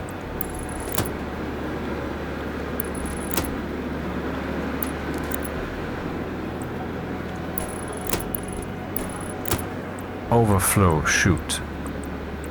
There. That looks correct.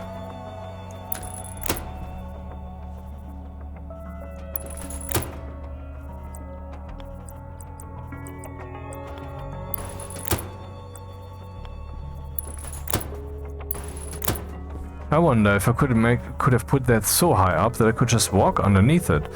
I need to find out.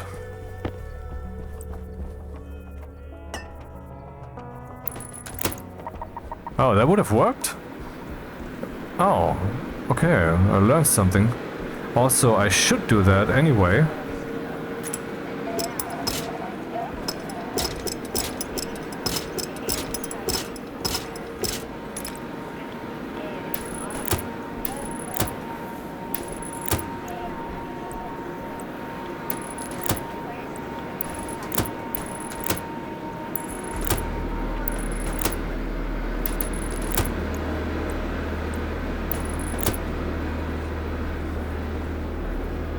Are those all chutes are made?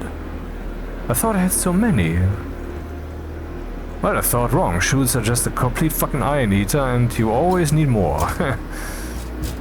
Never enough chutes.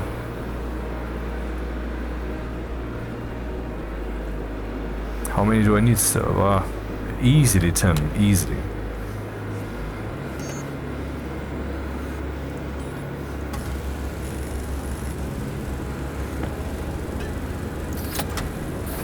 So what gives? I have to drink again.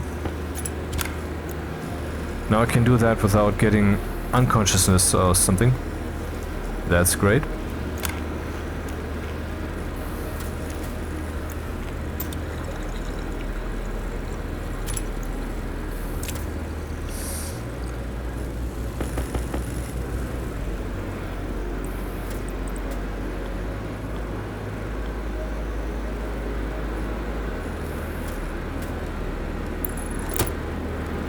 Overflow chutes don't need two? Isn't that a bug?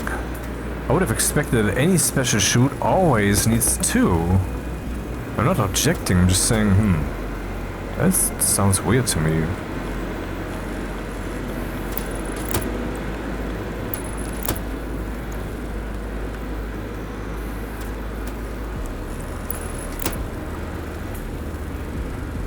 Yeah, why not keep it up there? Huh.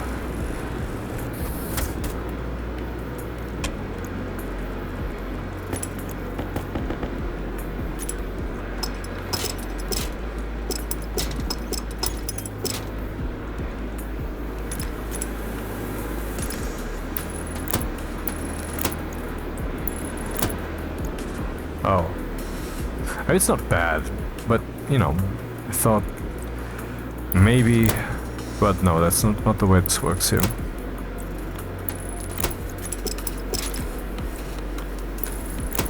And that's it. Now we can run the deep miner and we'll spit into the centrifuges that don't yet have the slightest clue. So I'd like to turn on and off the centrifuges based upon, you know what I mean.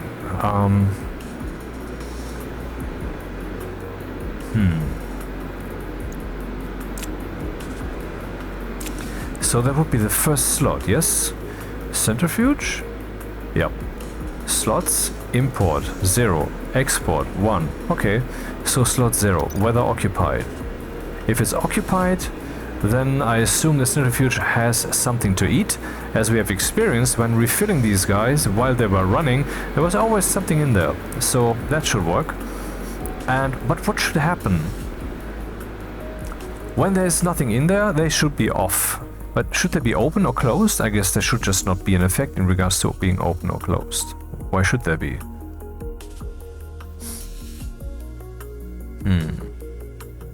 Let's just try that. So the first thing we want to find out is there something in there? Load badge named slot into R1 from slot 0, whether occupied, and if that is equal to 0, then we just return it to nothing. Hey, wait, that's not true. If it is greater than 0, then I want to branch relative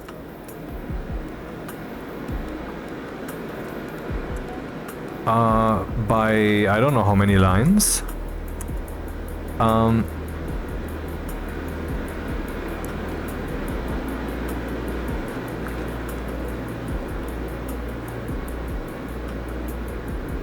But otherwise I would like to turn that thing off and jump back to sender. 1, 2, 3. But if we jump here, 1, 2, 3, then I want to turn that thing on. So in other words, they should now be off, and they should also be pretty insistent to stay off. Now it's time to turn on the thing again. Also, maybe I want to add some chutes so that I could manually toss something in case I want to recycle something from a shredder. I could do that right here on the back side here. That seems reasonable. So here we need a junction chute.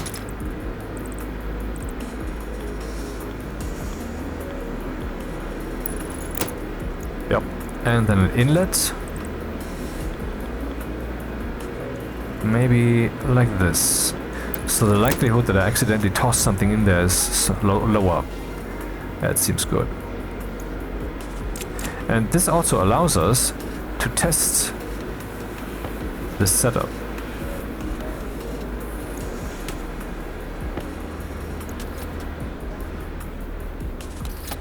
Hello. In principle, this guy should shut off again soon enough. I want to test that thoroughly. So, whoops. This is wasting time, I know, but I have time. You don't? Oh, that's too bad. Oh, you're not immortal. Oh, that's... Oh, lifetime limited. But, I mean, it doesn't matter whether you're immortal or not. This sucks. I mean, the world keeps moving. I mean, no matter how much time you don't have any. Maybe I can do another mining run to try to get the motherfucking silicon.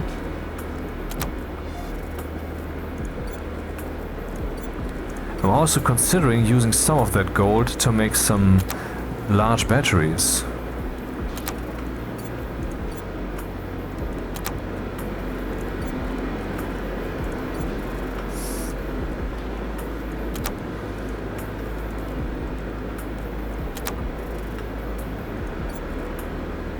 Maybe I should.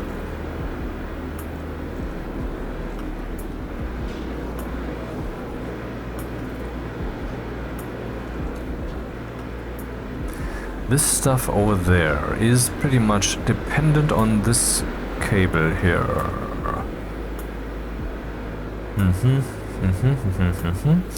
Maybe I can just change the direction and get that cable from here to there. That seems to be more reasonable. We can see from the pluses that there's no cable here in this place yet.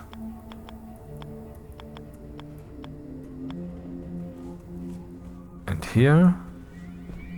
damn it. There is one. I mean, that was visible, wasn't it? But still. It's a good trick to know.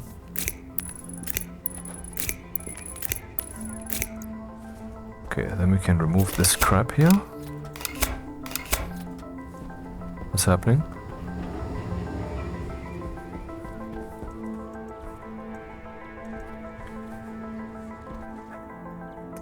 Yeah, it's a bit tricky. What's happening here? There's a junction, and there is a junction. Ah, yeah, okay.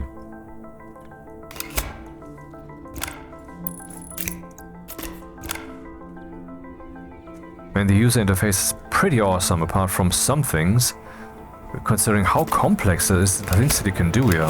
I know I say that a lot, but I experienced it a lot also. I find it pretty baffling what they pulled off here.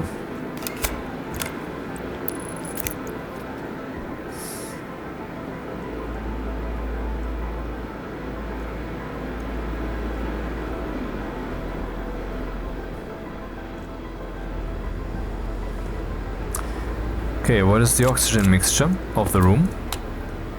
I mean, we have some plants here which do help me. That's actually the thing. I mean, I have CO2. And getting CO2 is not all that hard, is it? We can just burn some shit. Why didn't I think of that earlier? I could make a greenhousey situation and then, yeah, then I would have my oxygen. But, you know, 2 oxygen sources better than 1.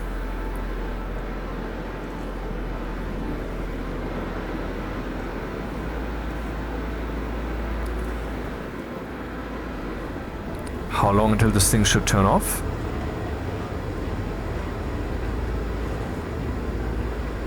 Ah, yeah, I'm looking at this at this centrifuge here because it's the hitbox, you know, which we cannot see, but it's there.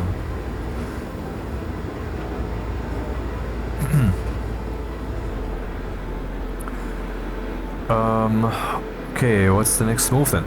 Now we have some space here. Could make the tool manufactory. And maybe I should think of some station batteries first. I think I should remove this cable entirely.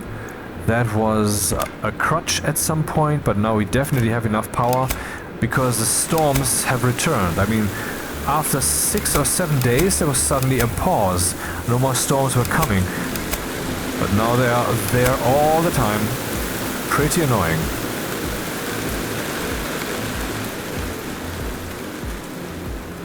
Okay. Well, let's go out then and do that.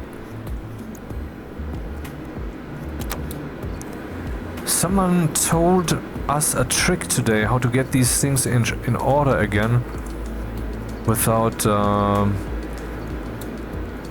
actually reloading the game, but I guess I haven't read that correctly. Let's close all of them, maybe that helps. No, it doesn't. So what was the message again? Let's see if I find that. Was it the bug forum? Where was that?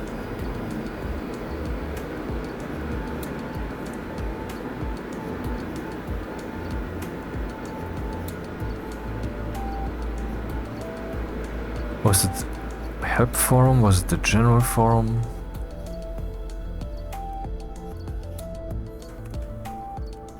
Huh.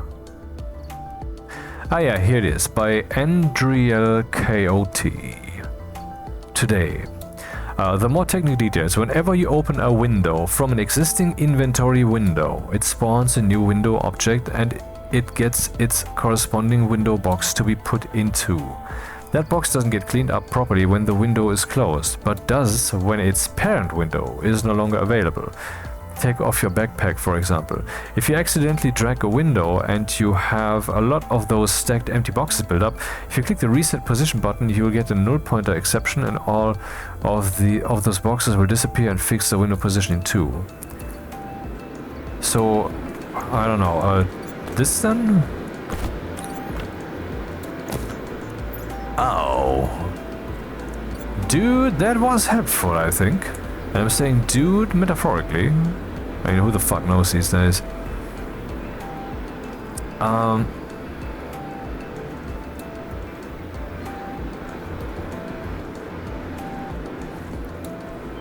this can be turned off.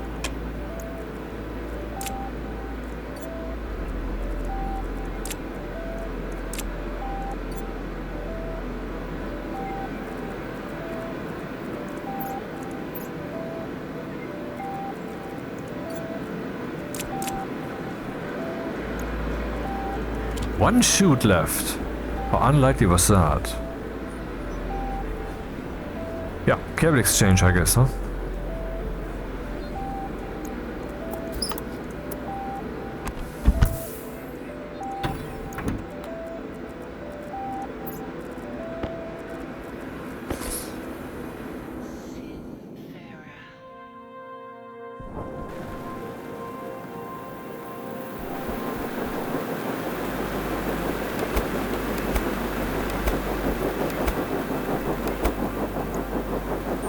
Handler caution.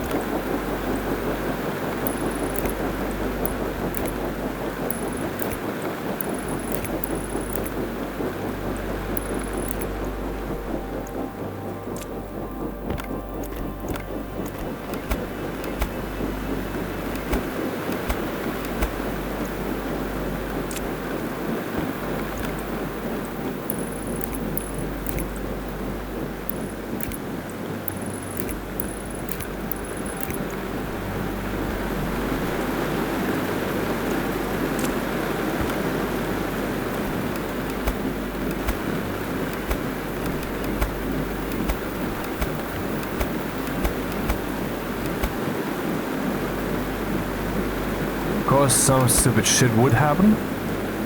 That's the way it goes with my life. The more I focus my will, the more something will somehow manage to interfere.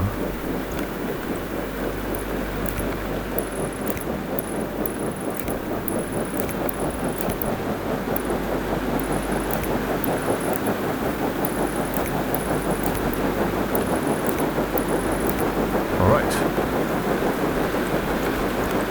0, 1, 2, 0. Okay, we can even add another set here. Because it's a waltz.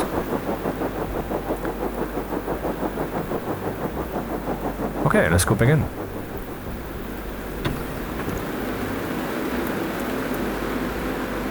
Temperature low. Oh, Temperature critical. Oxygen low. Oxygen critical. Temperature low.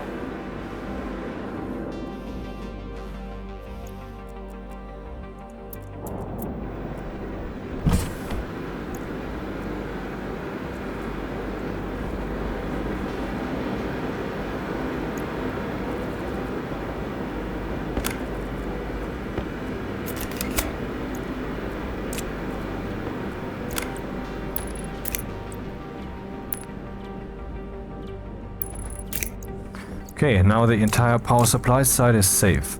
What's missing, of course, is some gold to make more of this stuff. How are we looking? 19 still, and then this thing should turn off. Theoretically.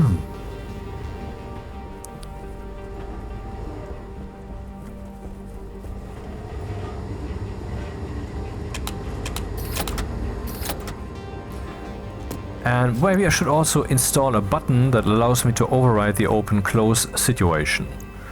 Yep, not the dumbest idea. Let's make a button.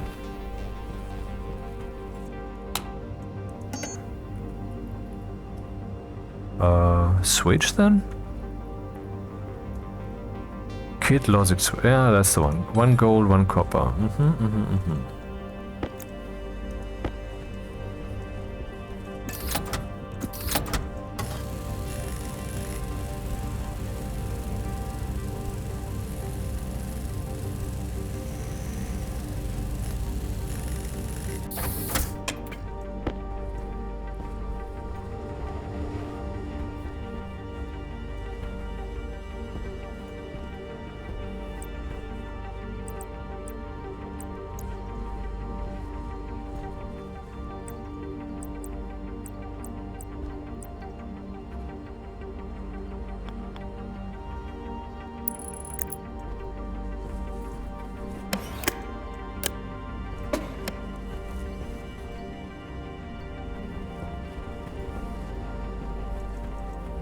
Or should I use a simpler one? This one's good. Let's use this. Hey, wait, does this thing use power? Kit logic switch. The button. Usage 0 watts. Important button. Usage, oh motherfuck, 50 watts? I'm saying that a lot this video, huh? But it's metaphorical, so. Hydration critical.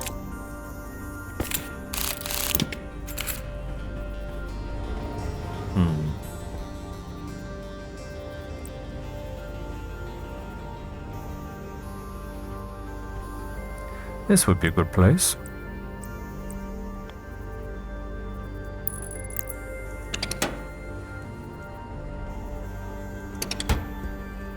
Or should I flip that? Let's see if flip is better.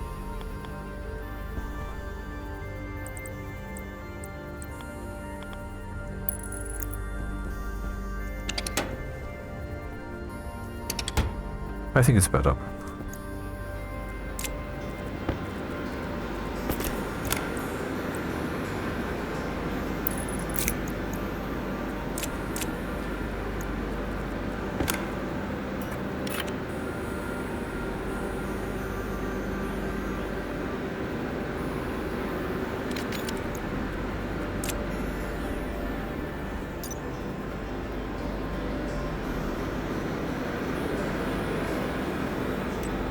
Structure logic switch.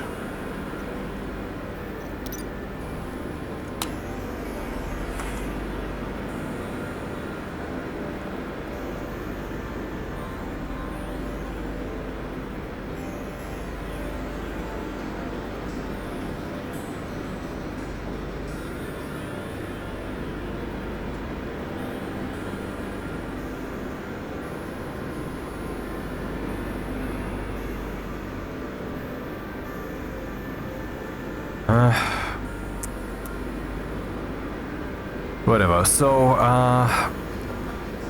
down here, when the centrifuges are being dealt with, I want to find out. Basically, I'm pulling the switch then 3 times instead of 1 time. And it's kind of unnecessary. But should I reserve an entire register for that? I don't know. Okay, let's do that then. Alias.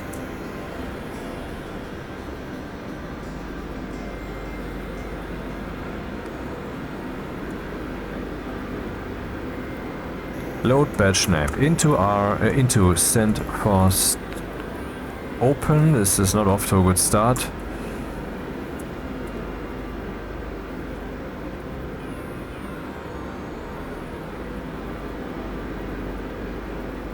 Now I know whether the lever is switched. I don't know whether they used open, but that is pretty surely the correct thing.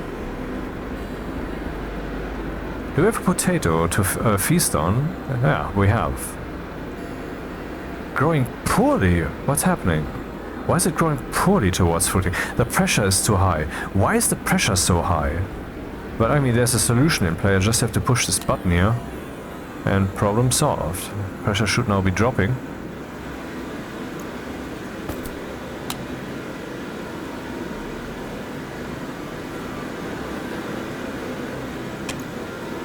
But let's find out what the reason might be, if that is not yet too late.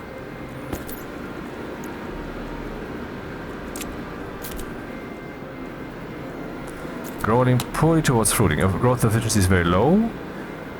Temperature is fine. Pressure efficiency is not ideal. Light efficiency, what? We have darkness deficiency? Is something wrong with the computer, or was it because of some programming thing I did, or what's happening?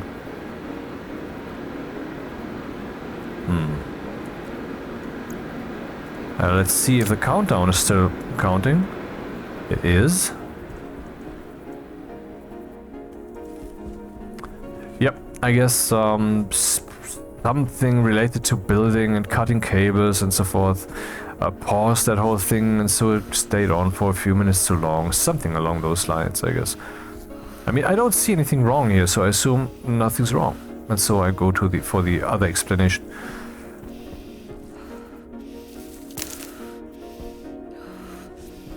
Feast.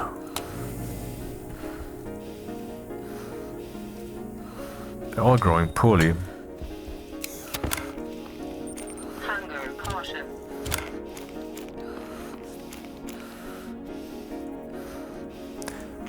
Actually, I'm getting real thirsty doing this. Too bad I already removed the water from the premises. The solution, of course, is to save the game. And to pause the video. Here we go again.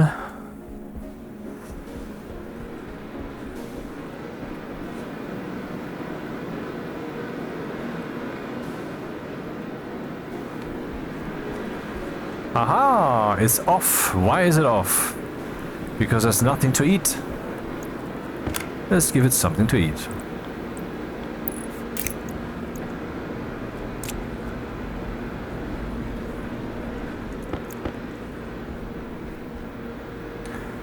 One, two, three, four. Okay, I can't really do much about the situation. Hey, wait. I have an idea.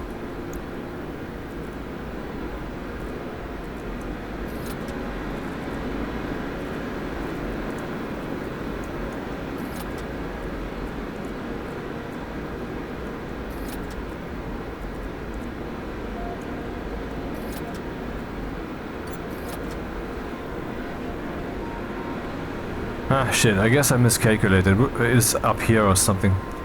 Whatever. Whatever. Oh, there's more, of course.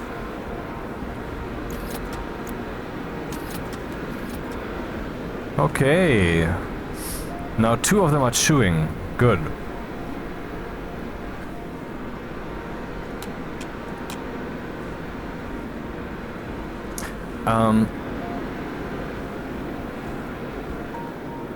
Barely growing towards seeding. Could it be that something's wrong with the light? Does it no longer have access to the grow light or something? I don't get it. It appears as if the light doesn't turn off anymore. No, it's been turned on. Maybe I did something with the alias. Maybe I did that wrong. That's possible. 15, 14, 13. That's not the one. Then we have the grow light counter thing that is here. Then we have JAL, JAL, JAL.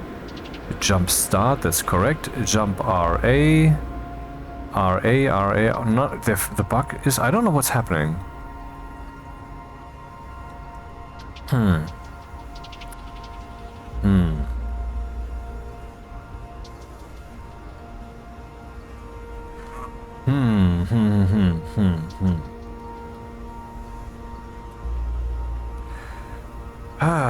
Okay,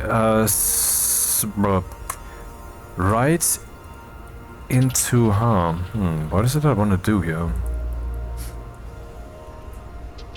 I want to write into register 0 the modulo of this and that.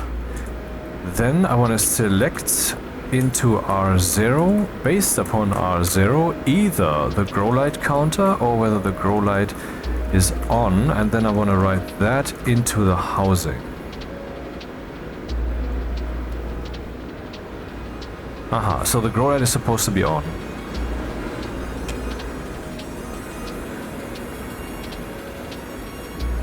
That's useful. So will it turn off then or not? I mean,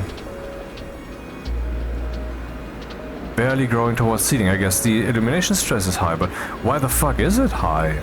Actually, what does the 1 mean? Grow light on, yes? Is that what it said? Grow light on, yep, that's what it says. That's what it said.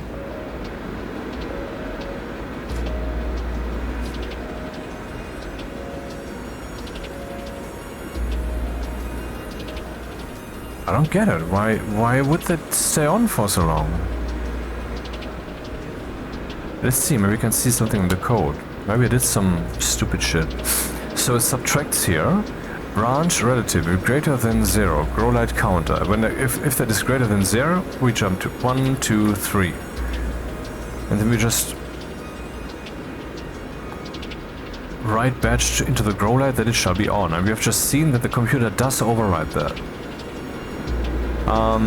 So otherwise we say, yeah, that seems completely correct. I don't know why this is supposedly not working. Maybe I need to reduce the 2000 in there. Indeed, there. I don't know.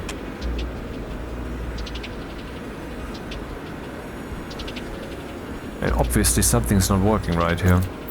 I will just wait out until this night begins. Dark Deficient. Yep, that's not good.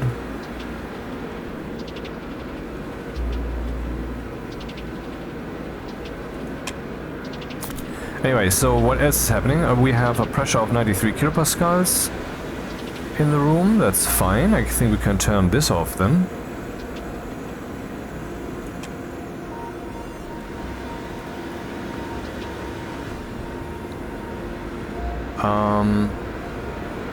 I will very soon, in a few minutes, end this episode. But first, of course, I want to clear some things up. So we did some maintenance and fixing, and finally we have some oxygen in here. And move the fucking centrifuges so that shit happens automatically. That's fine. But what's with the plants, man? I don't get it. This is counting at normal speed. So we have 2,000 there. No, wait, what? What? Power low. 2,000. And 2,000 is 1,000 seconds. 600 seconds is 10 minutes. 400 seconds is then well, just, you know what, we'll just 16 minutes. That's maybe just too close. Too close for comfort. That may just be the answer. And since that may be the answer, let's just shift this a bit.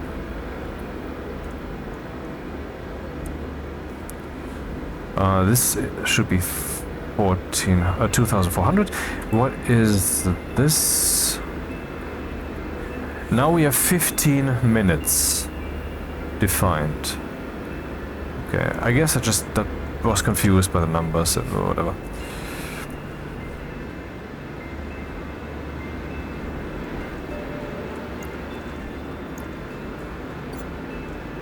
I was curious whether the sun is shining.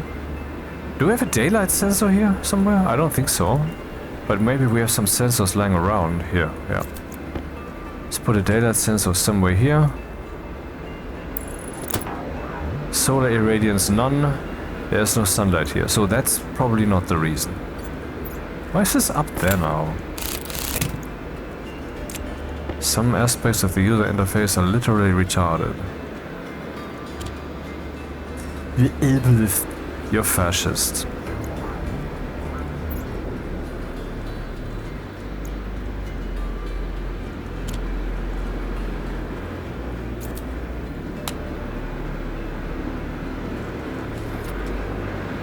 (26% CO2, O2). That's very good. All three are now working. Hello. Wait, all three? The device here should not actually have enough material to keep all three entertained, I think. Wait, 2.3 centrifuges should be busyfied by one deep miner, if I remember correctly. In other words, in principle, we should at some point see that this guy turns off every once in a while. Or maybe the problem is that whatever comes out there is not stacked. But does that even play a role? I mean, this is effectively a stacker. It shreds this thing, and then the next one comes in. The alternative would be I stack them, and then eventually something's released and goes in there. Oh, I wanted to program this also. And the goal is, of course, to empty all centrifuges. Yeah, let's do that then.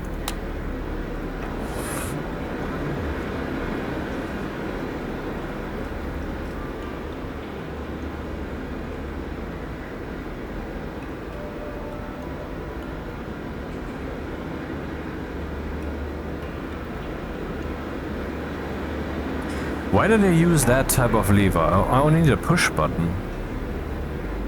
Yeah, but that's too easily confused. Or should I just use a push button? No, rather the lever. It's less likely to be clicked, I guess. But the metaphor is wrong. I just need to trigger these guys. That's all I have to do.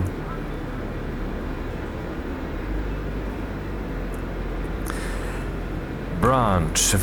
Relative. If equal to 0. centrifuge force open 2. 1, 2. So in this line I will just say if that is activated, then I will say write batch into our sense open 1. Problem solved. The rest just stays the way it is. Export. Ah, the light's off. Very good, very good. There's some potato ready for feasting? Yep.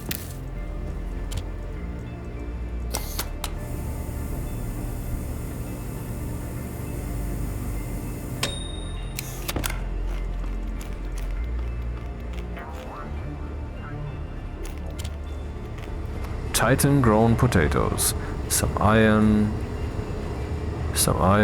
with a little bit of copper, iron, a little bit of copper. Yeah, they need to run for a while before things get interesting here. That would be, for example, for the station battery. That's the fridge. Yeah, okay, so this episode was relatively productive. We mined a little. Adjusted things here. I can still walk around freely. Changed the station atmosphere, cleaned up here, changed the cables to heavy ones, got some stuff mined, prepared some steel.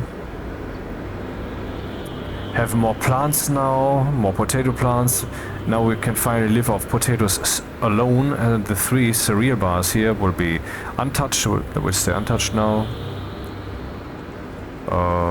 Well, that's it for today, I would say. There's nothing more I can squeeze in here right now. That's what she said.